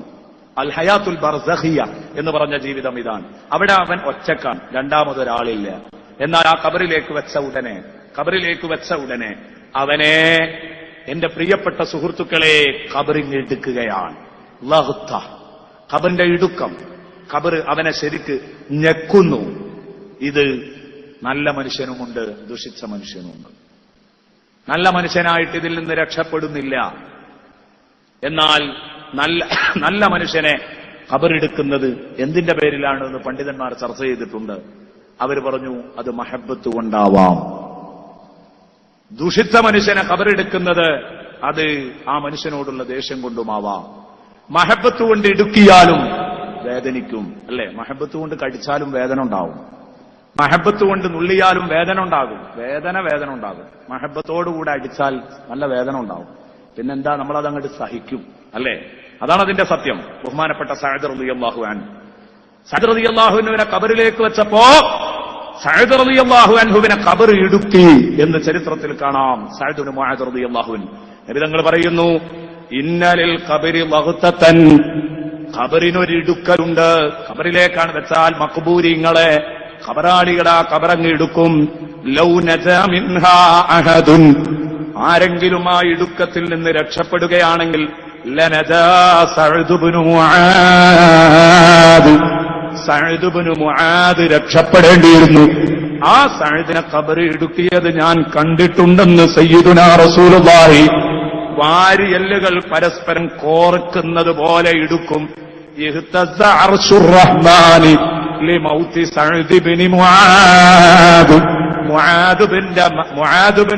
സഅദ് ഇബ്നു മുആദിന്റെ മരണം, ആ മരണത്തെ തുടർന്ന് അല്ലാഹുവിന്റെ അർശ് കുലുങ്ങിയിട്ടുണ്ടെന്ന് സയ്യിദുനാ റസൂലുള്ളാഹി. അർശ് കിടിലം കൊണ്ട മരണമാണ് സഅദ് ഇബ്നു മുആദിന്റെ മരണം. ആ സഅദ് ഇബ്നു മുആദിനെ ഖബറെടുക്കിയിട്ടുണ്ടെങ്കിൽ എല്ലാവർക്കും ഖബറിന്റെ ഇടുക്കമുണ്ടെന്ന് സയ്യിദുനാ റസൂലുള്ളാഹി. ആ ഖബറിന്റെ ഇടുക്കത്തിൽ നിന്നൊരാൾ രക്ഷപ്പെട്ടിട്ടുണ്ടെങ്കിൽ മുത്തു മുഹമ്മദുർ റസൂലുള്ളാഹി തങ്ങൾ പറയുന്നത് ഒരേ ഒരു വ്യക്തി മാത്രമാണ് അതിൽ നിന്ന് രക്ഷപ്പെട്ടത്. അത് സ്വഹാബത്തിന്റെ മുമ്പിൽ വെച്ച് റസൂലുള്ള പ്രഖ്യാപിച്ചതാണ്, ഈ മയ്യത്തിനെ ഖബർ ഇടുക്കുകയില്ല. ഏതാണ് ആ മയ്യത്തെന്നറിയോ? ബഹുമാനപ്പെട്ട ഫാത്തിമ ബിൻതു അസദ് റളിയല്ലാഹു അൻഹാ. ഒന്ന് പറയാം, നമുക്കൊന്ന് പരിചയപ്പെടാം. പ്രിയപ്പെട്ട മുഅ്മിനീങ്ങളെ, നിങ്ങൾ ശരിക്ക് ഈ മഹാന്മാരുടെയൊക്കെ മഹദിമാരുടെയൊക്കെ പേര് കേൾക്കുമ്പോൾ റളിയല്ലാഹു അൻഹു റളിയല്ലാഹു അൻഹ ഉറക്കെ പറയാം. എനിക്കൊന്നൊക്കെ രക്ഷപ്പെടാം, അതല്ലാതെ വേറെ വകുപ്പില്ല, വേറെ ഒരു വകുപ്പും നമുക്കില്ല. അള്ളാഹു നമ്മളെ രക്ഷപ്പെടുത്തി തരട്ടെ, അള്ളാഹു നമുക്ക് സലാമത്ത് നൽകട്ടെ. ബഹുമാനപ്പെട്ട ഫാത്തിമ ബിൻതു അസദ് റളിയല്ലാഹു അൻഹ ആരാണ്? ആദ്യം നിങ്ങൾ പഠിക്കേണ്ടത് അതാണ്. ആരാണ്? റസൂലുള്ളാഹി സ്വല്ലല്ലാഹു അലൈഹി വസല്ലം തങ്ങൾ പറഞ്ഞു, മാ ഉഅഫിയ അഹദും മിൻ വഖ്തത്തിൽ ഖബരി ഇല്ലാ ഫാത്തിമ ബിൻതു അസദ്. ഫാത്തിമ ബിൻതു അസദിനെ അല്ലാതെ ഒരാളെയും ഖബറിന്റെ ഇടുക്കത്തിൽ നിന്ന് സലാമത്താക്കിയിട്ടില്ല സയ്യിദുനാ റസൂലുള്ളാഹി. അപ്പൊ ഒരാൾ ചോദിച്ചു, റസൂലുള്ളാഹിന്റെ ചെറിയ മോന് ഖാസിം തങ്ങൾ അപ്പോഴായിരുന്നു, ആ ഇടയായിരുന്നു വഫാത്തായിരുന്നത്. അപ്പൊ സദസ്സെന്ന് ഒരാൾ ചോദിച്ചു, വലൽ ഖാസിമു യാ റസൂലല്ലാഹ്, ഖാസിം എന്നുള്ള ആ ചെറിയ കുട്ടിയെയും ഖബർ ഇടുക്കിയിട്ടുണ്ടാവോ നബിയേ? അള്ളാഹുവിന്റെ റസൂൽ സല്ലല്ലാഹു അലൈഹി വസല്ലം തങ്ങൾ പറയുന്നു, വലൽ ഖാസിമു വലാ ഇബ്രാഹിം. എന്തിനാ നിങ്ങൾ ഖാസിമിന്റെ ചോദിക്കുന്നത്? ഖാസിമിനേക്കാൾ ഇളയവനല്ലേ എന്റെ ഇബ്രാഹിം എന്ന കുട്ടി? അക്കുട്ടിയും ഖബറിന്റെ ഇടുക്കത്തിൽ നിന്ന് രക്ഷപ്പെട്ടിട്ടില്ല. ശഫീഉനാ റസൂലുള്ളാഹി സല്ലല്ലാഹു അലൈഹി വസല്ലം. വകാന ഇബ്രാഹിം വസ്വറഹുമാ. ഇതിന്റെ വലിയ കുട്ടിയായിരുന്നു ഖാസിം. അതുകൊണ്ടാണല്ലോ എനിക്ക് ആദ്യത്തെ ആൺകുട്ടി ഉണ്ടാവുമ്പോൾ ആ കുട്ടിയിലേക്ക് ചേർത്ത് ആ പേരിടുക, അബുൽ ഖാസിം. റസൂലുള്ളാഹിന്റെ ഓമന പേരതായിരുന്നു. പിന്നെയാണ് ഇബ്രാഹിം എന്ന കുട്ടി. ആ ഇബ്രാഹിം എന്ന കുട്ടിയും മരിച്ചു. ഇബ്രാഹിമിനെയും ഖബർ എടുക്കുന്നുണ്ട്, രക്ഷപ്പെടൂല. ഫാത്തിമ ബിൻതു അസദിനെ എടുക്കൂല, അവര് മാത്രമേ രക്ഷപ്പെട്ടിട്ടുള്ളൂ. സംഭവം എന്താണെന്നറിയോ? ഫാത്തിമ ബിൻതു അസദ് എന്ന് പറഞ്ഞാൽ റസൂലുള്ളാഹിയുടെ ഉമ്മയാണ്. റസൂലുള്ളാഹിയുടെ ഉമ്മ എന്ന് പറഞ്ഞാൽ ആമിന ബീവിയാണ്, എല്ലാവർക്കും അറിയാം. പക്ഷേ എല്ലാവർക്കും അറിയാവുന്ന ഒരു ചരിത്രമുണ്ട്. ഒന്ന് ചെറുതായി അത് പഠിക്കണം, അപ്പോഴേ ഇതിന്റെ ഗൗരവം തിരിയുള്ളൂ. ബഹുമാനപ്പെട്ട റസൂലുള്ളാഹിക്ക് 6 മാസം നബിതങ്ങൾ ഗർഭത്തിലിരിക്കുമ്പോ, അള്ളാഹുവിന്റെ ഹബീബ് ഉമ്മായുടെ ഗർഭപാത്രത്തിലിരുന്ന് 6 മാസമാകുമ്പോഴേ